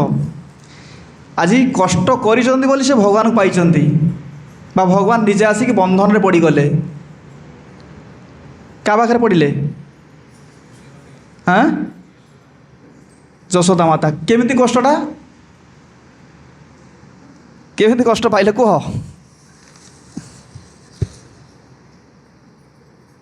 ଭଗବାନ ଦେଖିଲେ ତାଙ୍କ ମାଆ କେମିତି କଷ୍ଟ କରୁଛନ୍ତି। ଏସବୁ ଭାଗବତର ଶ୍ଲୋକ, ମନ ଗଢ଼ା କଥା ନାହିଁ। ଦେଖିଲେ ସୋମାତୁ ସ୍ୱନଗାତ୍ରୟା ବିଶ୍ରସ୍ତଂ କବରସ୍ରଜଃ ଦୃଷ୍ଟ୍ୱା ପରିଶ୍ରମଂ କୃଷ୍ଣଂ କୃପୟା ସ୍ୱତସ୍ୱବନ୍ଧନମ୍। ସୋମାତୁ ଦେଖିଲେ, ସ୍ୱନଗାତ୍ରୟା ସୋମାତୁ ନିଜ ମାଆକୁ ଦେଖିଲେ। କିଏ ଦେଖିଲେ? ବାଲକୃଷ୍ଣ। ଭଗବାନ ଯେତେବେଳେ ମା ଯଶୋଦା ମା ଦୌଡ଼ୁଛନ୍ତି ତ ଭଗବାନ ଏମିତି ବୋଲିକି ଦେଖୁଛନ୍ତି, ନିଜ ମାଆକୁ ଦେଖୁଛନ୍ତି। ସ୍ୱନଗାତ୍ରୟା ତାଙ୍କ ଶରୀରକୁ ଦେଖୁଛନ୍ତି। କ'ଣ ନା ବିଶ୍ରସ୍ତ କବରସ୍ରଜ, ସେ ତାଙ୍କର ବେଣୀରେ ଯେଉଁ ସବୁ ଫୁଲହାର ସବୁ ବାନ୍ଧିଥିଲେ ସେ ସବୁ ଇତସ୍ତତ ହୋଇକି ପଡ଼ିଯାଉଛି। ଝାଳରେ ପୁରା ଲଥପଥ ହୋଇଗଲେଣି। ମା ପରିଶ୍ରମ କରୁଛନ୍ତି। ବାଲକୃଷ୍ଣ ଦେଖିଲେ ମୋ ପାଇଁ ମୋ ମା ଏତେ ପରିଶ୍ରମ କରୁଛି। ଦୃଷ୍ଟ୍ୱା ଦେଖିଲେ, କେଉଁଟାକୁ ଦେଖିଲେ? ମାଆଙ୍କର ପରିଶ୍ରମଟାକୁ ଦେଖିଲେ। ତାପରେ କହିଲେ କୃଷ୍ଣ କୃପୟା ସିତ୍ ସ୍ୱବନ୍ଧନ। କୃଷ୍ଣ କୃପା କରିକି ତାଙ୍କ ପାଖରେ ବନ୍ଧନରେ ପଡ଼ିଗଲେ। ତ ଆମେ ଯଦି କଷ୍ଟ ନ କରିବା ତାହେଲେ କୃଷ୍ଣ କୁଆଡ଼େ ମିଳିବେ କୁହନ୍ତୁ? ପ୍ରଥମ ଶ୍ଲୋକ ଶୁଣିଲେ ଋଷଭଦେବଙ୍କର କଷ୍ଟାନ୍ କାମାନ୍ ଅରହତେ ଚ ବିଡ଼ିଭୁଜା। ତପୋ ଦିବ୍ୟ, ତପସ୍ୟା କରିବେ ବା କଷ୍ଟ ଉଠେଇବେ। ତପସ୍ୟା ନ କଲେ ହେବନି। ସେଠି ବି ଭଗବାନ ପାଇବା ଯଦି ତପସ୍ୟା ନ କରିବା। ଏଠି ବି ଭଗବାନ କହୁଛନ୍ତି ମାଆଙ୍କର କଷ୍ଟଟାକୁ ଭଗବାନ ଦେଖିଲେ, ପରିଶ୍ରମ କରୁଛନ୍ତି। କେତେ ପରିଶ୍ରମ ମାଆ କରୁଛି, ତାଙ୍କର ନିଜେ ବନ୍ଧନରେ ପଡ଼ିଗଲେ। ତେଣୁକରି ଆମେ ଯଦି ଭଗବାନ ପାଇଁ ପରିଶ୍ରମ ନ କରିବା, ଆମେ ଯଦି କଷ୍ଟ ନ ଉଠେଇବା, ତାହେଲେ ଆମେ କେମିତି ଚିନ୍ତା କରିବା ଭଗବାନ ପାଇବା ପାଇଁ? ଆମର ପରମାଧ୍ୟ ଗୁରୁଦେବ କୁହନ୍ତି ଏକାଦଶୀରେ ଯେ 3 ଥର ଖାଉଛି ସେ ସ୍ୱପ୍ନରେ ଭୁଲି ଯାଉଛି ସେ ଭଗବାନ ପ୍ରାପ୍ତି ହେବ ବୋଲି, ଭଗବାନ ପାଇବ ବୋଲି। ଏକାଦଶୀରେ 3 ଥର ଖାଇବ। ଆଚ୍ଛା, କିଏ କିଏ ଖାଉଛନ୍ତି, କ'ଣ କରାଯିବ? ଶରୀର ଖରାପ। କିନ୍ତୁ କହୁଛନ୍ତି ଯେ କାହିଁକି ଆମେ ଏତେ କଷ୍ଟ କରିବା? ମନୁଷ୍ୟକୁ କାହିଁକି କୁହାହେଇଛି, କାହିଁକି ଏତେ କଷ୍ଟ କରିବା? ସ୍କନ୍ଦ ପୁରାଣରେ କୁହାହେଇଛି କାହିଁକି ଆମେ ଏତେ କଷ୍ଟ କରିବା। ସେ କହୁଛନ୍ତି ଦୁର୍ଲଭ ମାନୁଷ ଦେହଂ ଦେହିନା କ୍ଷଣଭଙ୍ଗୁର। ଦୁର୍ଲଭ, ଏ ମନୁଷ୍ୟ ଦେହଟା ଅତ୍ୟନ୍ତ ଦୁର୍ଲଭ, ସୁଲଭରେ ଆମକୁ ମିଳିନି। ଅତି ଯତ୍ନ କରିକି ଆମେ କେତେ 80 ଲକ୍ଷ ଜୀବଜନି ପାର କରି କରି କରି କରି କରି ଆସିକି ମନୁଷ୍ୟ ଜନ୍ମରେ ପହଞ୍ଚିଛେ। ତ କେତେ କଷ୍ଟ ଉଠେଇଛେ ଆମେ। ଦୁର୍ଲଭ ମାନୁଷ ଦେହ ଅତି କଷ୍ଟରେ ଆମକୁ ମିଳିଛି। ପୁଣି କହୁଛନ୍ତି ଦେହିନା କ୍ଷଣଭଙ୍ଗୁର, ଏଇଟା ପୁଣି କେତେବେଳେ ମରିଯିବ ଠିକ୍ ନାହିଁ, କେତେବେଳେ ଏହାର ପତନ ହୋଇଯିବ କିଏ କହିପାରିବ? ଦେହିନା କ୍ଷଣଭଙ୍ଗୁର ତତ୍ରାପି ଦୁର୍ଲଭମ୍ କାଳ, କିନ୍ତୁ ତାଠୁ ଆହୁରି ଦୁର୍ଲଭ ହେଉଛି କାଳ। ଏଇଠି ପୁରୁଷୋତ୍ତମ ମାସ ହରିବଲ୍ଲଭା। ଦୁର୍ଲଭ ମାନୁଷ ଦେହ ଦେହିନା କ୍ଷଣଭଙ୍ଗୁର ତତ୍ରାପି ଦୁର୍ଲଭ କାଳ। ପୁରୁଷୋତ୍ତମ ମାସ ହରିବଲ୍ଲଭା। ଏଇଟା ସାରା ଜିନିଷଟା ଆପଣ ଶୁଣନ୍ତୁ। ଦୁର୍ଲଭ, ବହୁତ କଷ୍ଟ କରିକି ଆମକୁ ମନୁଷ୍ୟ ଶରୀରଟା ମିଳିଛି। ପୁଣି ଏଇଟା କେତେବେଳେ ମରିଯିବ ତାର ଠିକ୍ ନାହିଁ, କେହି କହିପାରିବେନି। ହଁ ମୁଁ ଆର ବର୍ଷ କରିବି, ଆର ବର୍ଷ ବଞ୍ଚିଥିଲେ ତ କରିବୁ। ତ ଏବେ ଆମେ ଶୁଣି ନେଉଛେ, ଆମେ କରିନେବା ଦରକାର, ସାଙ୍ଗେ ସାଙ୍ଗେ କରିନେବା ଦରକାର। ପ୍ରହ୍ଲାଦ ମହାରାଜ କ'ଣ କହିଛନ୍ତି? ପ୍ରହ୍ଲାଦ ମହାରାଜ କ'ଣ କହିଲେ? କୌମାରମ୍ ଆଚରନ୍ତେ ପ୍ରାଜ୍ଞଂ ଧର୍ମାନ୍ ଭାଗବତନ୍ ଇହ ଦୁର୍ଲଭ ମାନୁଷ ଦେହ। तद अपि अध्रुवम अर्थदम मनुष्य देहटा अच्छी बर्तमान मिली कौमारू छोट बेलू कर ना दरकार आम तो केते बड़ बड़ हेले आज पर्यटन करने तो भगवान जहाँ कृपा करके आमको एपर्यंत रखिंट या भर जब आम पतन होता ताल पुणी आम कौन करते ना जो भाया जो पाप कर जो भाया गहिरित कर्म सब करे तार फल भोग करते साधु संगर यहाँ हूँ फल भक्त संग करिया दरकार तो एथिपाई दायी किए आम करूने दायी किए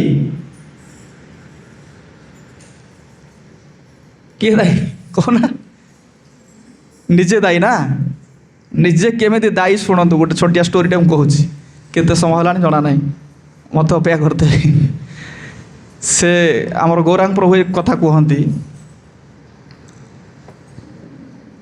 जे गोटे लोक थिला से जाऊँगी गोटे जाकि गोटे गछ मूले विश्राम नेला थकी जाइए विश्राम नेला छाई विश्राम नहीं तो सही समय विश्राम नवा समय निद हो जाए हल्का निद हो जाए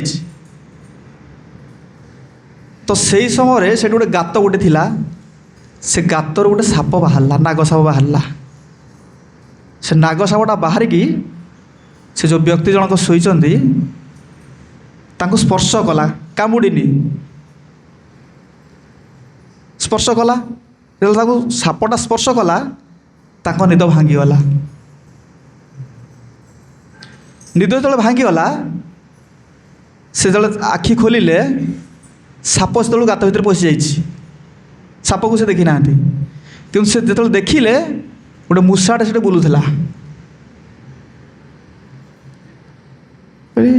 मोर केते सुंदर निद होता है मूषाटा मो निदटा भांगीदेला ना तो मूषा को दबा पाने दबा तो मूषा को पिटिले मूषा को जमी पिटिले मूषा कौन कला आ गोटे गात था आ गोटे गात भर पशिगला से ये व्यक्ति जनक पुणी शोया आरंभ कले किंतु मूषा माड़ खाई मूषा चिंता कर किसी क्षति करनी मु तो किसी करनी मत कौन पाई से बाड़ेला मत बाड़े ना मुझे दंड देवी कामुड़ी आ तो मूषा ये चिंता करके पुणी बाहरला मूषा कौन कला मत बाड़े ना मुझे कामुड़ी तो से लोक गला पुणी कामुड़ी देला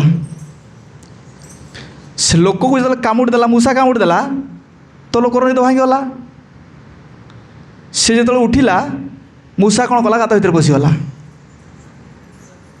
किंतु सेठू गात भर साप बाहरला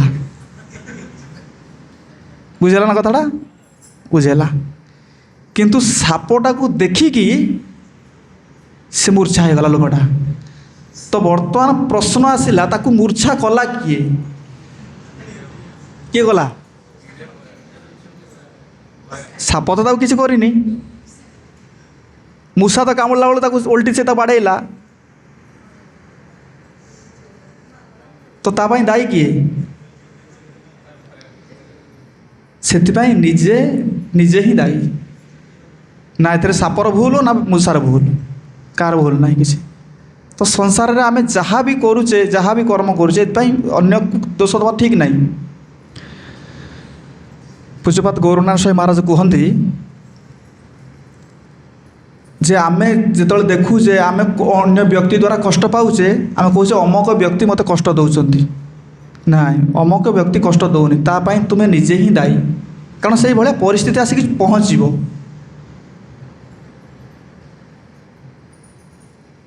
से कहीं दायी नुहति से निजे ही दायी तो आमर कथा थिला कुआड़े पुरुषोत्तम मास आम कुआड़े पलि जाऊे बेले बेले एमती हो जाए बेले कौन भाई एमती हो जाए ना गोटे थर प्रभुपाद जा लंडन रे अच्छी तो से राधाष्टमी पड़ी राधाष्टमी पड़ी पूज्यपाद सुबोध स्वामी महाराज कहले जहाँ राधाराणी के विषय टी शुणा पड़ो क्लास सरीगला राधा ना भी नेले प्रभुपाद राधाष्टमी चली राधांकर कौन सी गुणगान है क्लास सरीगला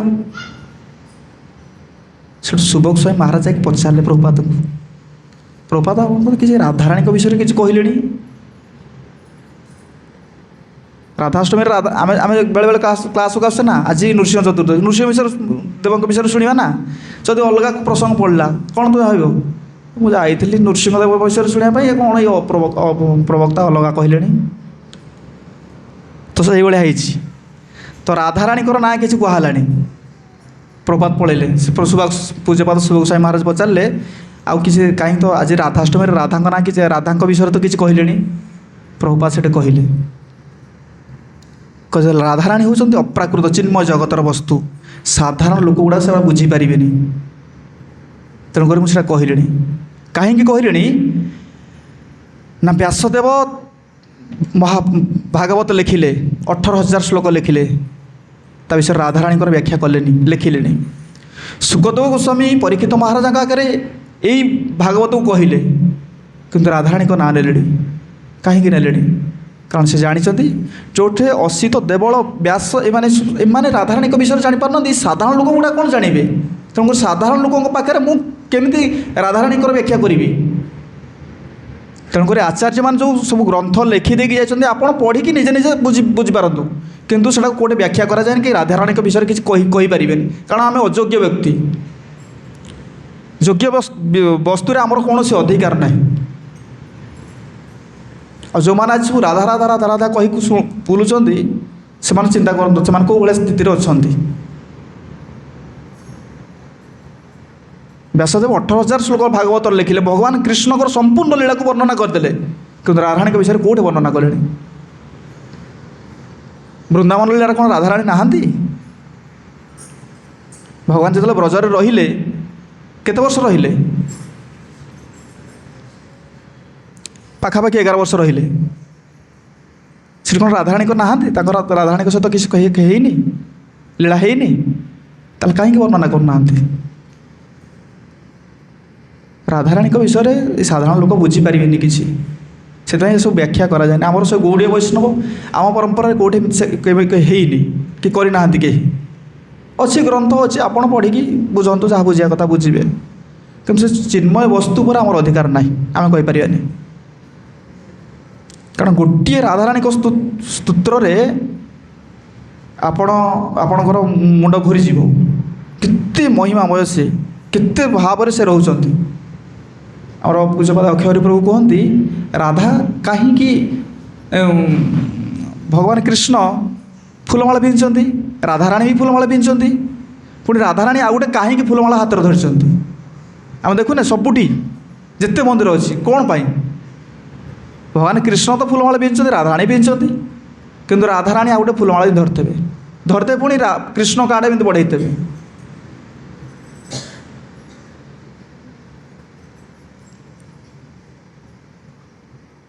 କ'ଣ ପାଇଁ? ପ୍ରଭୁପାଦ ସବୁ ବିଗ୍ରହମାନ ସବୁ କରିଦେଇକି ଯାଇଛନ୍ତି ନା। କାହିଁକିନା ରାଧାରାଣୀ ଏମିତି ଜଣେ, ସେ ସବୁବେଳେ ଚାହାନ୍ତି ଭଗବାନଙ୍କର ପ୍ରସନ୍ନ ବିଧାନ, ଭଗବାନଙ୍କୁ ଖୁସି କରିବା ପାଇଁ। ସର୍ବ ଆରାଧିତା ଇତି ରାଧା, ଯିଏ ସଦାସର୍ବଦା ଭଗବାନଙ୍କୁ ଆରାଧନା କରିବା ପାଇଁ ଚେଷ୍ଟା କରୁଛି, ସେ ହେଉଛନ୍ତି ରାଧା। ସେ ସ୍ଥିତି କିଏ ଯିବ? ଆମେ ଶୁଣିଦେଲେ ହଁ ଆମେ ରାଧାରାଣୀଙ୍କର ଭକ୍ତ ହେଇଗଲେ।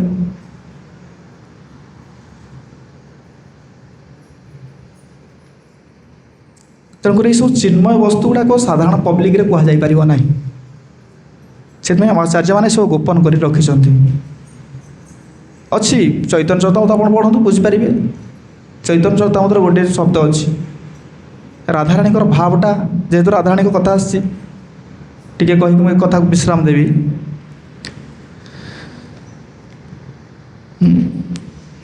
ଗୋଟେ କୋଡ଼ିଏ ହେଇଗଲା। ଯେତେବେଳେ ଶ୍ୟାମ ସୁନ୍ଦର ପଳେଇ ଯାଉଛନ୍ତି, ବ୍ରଜ ଛାଡ଼ିକି ପଳେଇ ଯାଉଛନ୍ତି କୁଆଡ଼େ, ମଥୁରାକୁ ପଳେଇ ଯାଇଛନ୍ତି, ସେ ସମୟରେ କୃଷ୍ଣଙ୍କ ବିରହରେ ରାଧାରାଣୀ ସେ ବ୍ରଜର ବଣରେ ରହିଯାଇଛନ୍ତି। ସେ ତାଙ୍କର ଆଚାର୍ଯ୍ୟ ଲେଖୁଛନ୍ତି, ଦକ୍ଷିଣ ହସ୍ତର କନିଷ୍ଠ ମୁଦ୍ରିକା କଙ୍କଣ ହୋଇଲା ଭୁଜକୁ। ମାନେ କୃଷ୍ଣଙ୍କ ବିରହରେ ରାଧାରାଣୀ ପୁରା କ'ଣ କରିଛନ୍ତି ନା, ପୁରା ବିରହ ନଳରେ ଜଳିକିନା ତାଙ୍କର ଯେଉଁ ଏଇ ଯେଉଁ କନିଷ୍ଠ ଆଙ୍ଗୁଠି ଯେଉଁ ମୁଦ୍ରିକା ଅଛି, ସେଇଟା ପୁରା କଙ୍କଣ ହେଇଗଲା ହାତକୁ। ମାନେ ଚିନ୍ତା କରନ୍ତୁ ରାଧାରାଣୀଙ୍କ ବିରହଟା କି ଭଳିଆ। ଏତେ ଭାବରେ ସେ ରହୁଥିଲେ। ଆମେ କ'ଣ କରୁଛେ? ଆମେ ସେ ବିରହ ଆମ ପାଖରେ ଆସିପାରିବ? ବିରହ ପରେ ସେ ଲଳିତା ଏବଂ ବିଶାଖା ସଖିକି କହୁଛନ୍ତି, ତାଙ୍କ ପାଖରେ ଲଳିତା ଆଉ ବିଶାଖା ଥିଲେ। ସେ କହୁଛନ୍ତି ଏଇ ଯେଉଁ ବିରହ ଅଛି, ବର୍ତ୍ତମାନ ମୋର ଏଇ କନିଷ୍ଠ ଆଙ୍ଗୁଠିର ଯେଉଁ ମୁଦ୍ରିକା ମୋର କଙ୍କଣ ହୋଇଗଲାଣି, କେତେବେଳେ ମୁଁ ମରିଯାଇପାରେ। ରାଧାରାଣୀ ଅପରାକୁ ଦଶ କି ମାନେ ତାଙ୍କର ଭାବଟା ଦେଖନ୍ତୁ, ମାନେ ଆଚାର୍ଯ୍ୟମାନେ ତାଙ୍କର ଭାବକୁ ପ୍ରକଟ କରିଛନ୍ତି। ଗୋଟେ ଦୁଇଟା ଲାଇନ୍ କହିକି କଥା ବିଶ୍ରାମ ଦେବି। ଲଳିତା ଏବଂ ବିଶାଖା ପାଖରେ ଅଛନ୍ତି। ସେ କହୁଛନ୍ତି, ଦେଖ ଶ୍ୟାମସୁନ୍ଦର ପଳେଇ ଯାଇଛନ୍ତି, ତାଙ୍କ ବିରହରେ ଯଦି ମୁଁ ମରିଯାଏ ତାହେଲେ ମୋ ଶରୀରଟାକୁ ପୋଡ଼ିବନି କି ଜଳରେ ଭସେଇବନି। ସେ କହୁଛନ୍ତି, ନା ପୋଡ଼ାଅ ରାଧା ଅଙ୍ଗ, ନା ଭସାଅ ଜଲେ, ମରିଲେ ତୁଲିଆ ରଖ କଦମ୍ବେର ଡାଲେ। ମୁଁ ଯଦି ମରିଯାଏ ତାହେଲେ ପୋଡ଼ିବନି କି ଯମୁନା ଜଳରେ ଭସେଇବନି, ରଖିବ କେଉଁଠି? ଏଇ କଦମ୍ବ ଡାଳରେ ମୋ ଶରୀରଟାକୁ ଲଟକେଇ ରଖିଦେବ। କାହିଁକି କହିଲେ? ନା ଶ୍ୟାମସୁନ୍ଦର ଯାଇଛନ୍ତି ନା ଆସିବେ? କହିଛନ୍ତି ଆସିବେ। ତା ପରବର୍ତ୍ତୀ ପଦ କହୁଛନ୍ତି, କବହୁ ମୋ ପ୍ରିୟା ଯଦି ଆସେ ବୃନ୍ଦାବନେ, ପରାଣ ପାଇବ আমি ତାର ଦର୍ଶନେ। ଏସବୁ ଚୈତନ୍ୟ ଚରିତାମୃତ କଥା। କେବେ ବି ଯଦି ମୋ ପ୍ରିୟା ଫେରିକି ଆସନ୍ତି, ସେତେବେଳେ ମୋତେ ଦେଖିବେ, ମୁଁ ପରାଣ ପାଇଯିବି। କେଉଁ ଭଳିଆ ଭାବ? ଆମର ସେଭଳିଆ ଭାବ ଆସିବ? ଆମେ କିଛି କରିପାରିବା ସେମିତିଆ? ତେଣୁକରି ଭଗବାନ କୃଷ୍ଣକୁ ପ୍ରସନ୍ନ କରିବା। ଭଗବାନ କୃଷ୍ଣ ରାଧାରାଣୀଙ୍କ ଅଭିନ୍ନ, ଏକ ହିଁ ତନୁ ସେ। ରାଧାକୃଷ୍ଣଙ୍କର ଆମର ଯୁଗଳ ଆରାଧନା କରିବା ଆମର ଗୌଡ଼ୀୟ ପରମ୍ପରାରେ ଦିଆହେଇଛି, ଆଚାର୍ଯ୍ୟମାନେ ଶିକ୍ଷା ଦେଇଛନ୍ତି। ରାଧାରାଣୀ କେତେବେଳେ ନିଜର ସୁଖ ବାସନା ମାନେ ଭାବୁନଥିଲେ, ସବୁବେଳେ ଭଗବାନଙ୍କର ସୁଖର ତାତ୍ପର୍ଯ୍ୟ କରୁଥିଲେ। ତେଣୁକରି ସେ ଭାବକୁ ଆମେ କାହିଁକି ଯିବା? ସେ ବିଷୟରେ ଆମେ କାହିଁକି ଆଲୋଚନା କରିବା? ସେ ତ ଅପ୍ରାକୃତ କଥା। ତେଣୁକରି ସେଇଟା ଆମର କେଉଁଟେ ଆଲୋଚନା କରାହୁଏନି। ଯେଉଁମାନେ ଅଛନ୍ତି ସେମାନେ ସବୁ ପଢ଼ିବେ, ଶାସ୍ତ୍ର ଅଛି ସବୁ ପଢ଼ିଯିବେ, ରାଧାରାଣୀଙ୍କ ବିଷୟରେ ଜାଣିବେ। ତ ମୁଖ୍ୟତଃ ହେଉଛି ଆମେ ଆସିଥିଲେ ଆଜି ପୁରୁଷୋତ୍ତମ ମାସ। ଏଇ ପୁରୁଷୋତ୍ତମ ମାସରେ ଏସବୁ ବ୍ରତ ଅଛି, ସେ ବ୍ରତକୁ ଆପଣମାନେ ପାଳନ କରିବେ। ବିଧି ସବୁ ରହିଛି, ବିଧି ଗୁଡ଼ାକୁ ସବୁ ପାଳନ କରିବେ।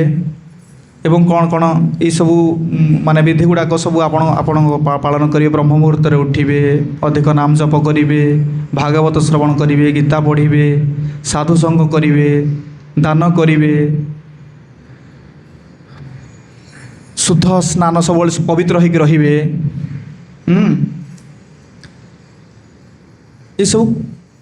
ଏସବୁ ଜିନିଷ ଗୁଡ଼ାକ ଆପଣମାନେ ସବୁ କରିବେ।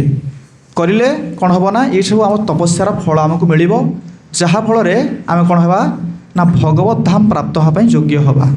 ଆମେ ଯେଉଁ ଭଗବତ ଗୀତା କହୁଥିଲେ, ନିର୍ମାଣ ମୋହଜିତ ଶୃଙ୍ଗ, ଭଗବାନ କହୁଛନ୍ତି ଗଚ୍ଛନ୍ତି ମୂଢ଼ା ପଦମ ବୟମ, ଏଇମାନେ ମୋର ପଦ ପ୍ରାପ୍ତ ହେଇପାରିବେ। ବା ଆମେ ଯେଉଁ ମଙ୍ଗଳାଚରଣ ଶୁଣୁଥିଲେ, ସଂଜ୍ଞାର ବସ୍ତୁର ସଂଜ୍ଞା ନିରୂପଣ କରିବା, ଆମେ ଆମର ଲକ୍ଷ୍ୟସ୍ଥଳଟାକୁ ନିରୂପଣ କରିପାରିବା, ନହେଲେ ଆମେ ପଥରୁ ବିଚ୍ୟୁତ ହୋଇଯିବା। ଠିକ୍ ଅଛି, କଥାକୁ ଆଜି ଏଠି ବିଶ୍ରାମ କରୁଛି। ମୁଁ କଥାରେ କିଛି ଦୋଷ ତ୍ରୁଟି ଥିଲେ ମୋତେ ଆପଣ ବୈଷ୍ଣବ ହୃଦୟରେ କ୍ଷମା କରିଦେବେ, କାରଣ ମୋର ତ ସେମିତି କଥା ଠିକ୍ କିଛି ନାହିଁ। ପ୍ରଭୁ କୁହନ୍ତି, ପ୍ରଭୁ ସତତ୍ପତି ପ୍ରଭୁ ଆପଣମାନଙ୍କୁ ପୋଷଣ କରୁଛନ୍ତି, ସବୁବେଳେ କହୁଛନ୍ତି। ସେ ଉନ୍ନତ ଭକ୍ତ, ତାଙ୍କର ଉନ୍ନତ ଜ୍ଞାନ ଆସିବ। ମୋ ଅଧିକାର ଅନୁଯାୟୀ ମୁଁ ଆପଣଙ୍କୁ କହିଲି। ତେଣୁକରି ଆପଣମାନେ ମୋତେ ସାଧୁ ହୃଦୟରେ କ୍ଷମା କରିଦେବେ। जगतगुरु शील प्रभुपाद की जय, पतितन गुरुदेव की जय, अनंत कोटि वैष्णव भक्त वृंद की जय। निताई गौर प्रेमानंदे हरि हरि बोल। हरे कृष्ण हरे कृष्ण। समस्त करेंगे पुरुषोत्तम मास बोले आशा करते किए करेंगे। हरि बोल। चेष्टा करूँ तो करिया भाई। प्रभु जी बहुत सुंदर बुझेले। हरे कृष्ण महामंत्र करी प्रभु जी को धन्यवाद अर्पण करिया।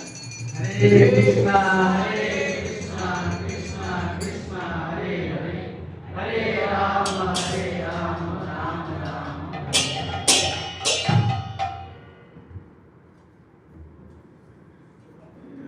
श्री कृष्ण प्रभु जी की जय, श्री प्रभुपाद की जय।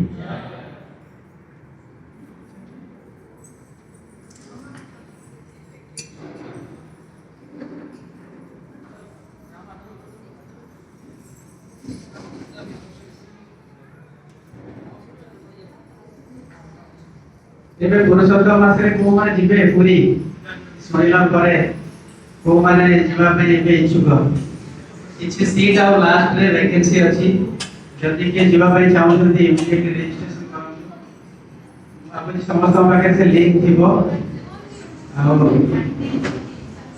30-31ରେ ପୁରୀ ଯାତ୍ରା ପାଇଁ ଆଉ କିଛି ସିଟ୍ ଅଛି ଲାଷ୍ଟ। ଯଦି କିଏ ଯିବେ ସେମାନେ ଆଜି ଇମିଡିଏଟଲି ନାଁ ଦିଅନ୍ତୁ ଆଉ ରେଜିଷ୍ଟ୍ରେସନ କରନ୍ତୁ।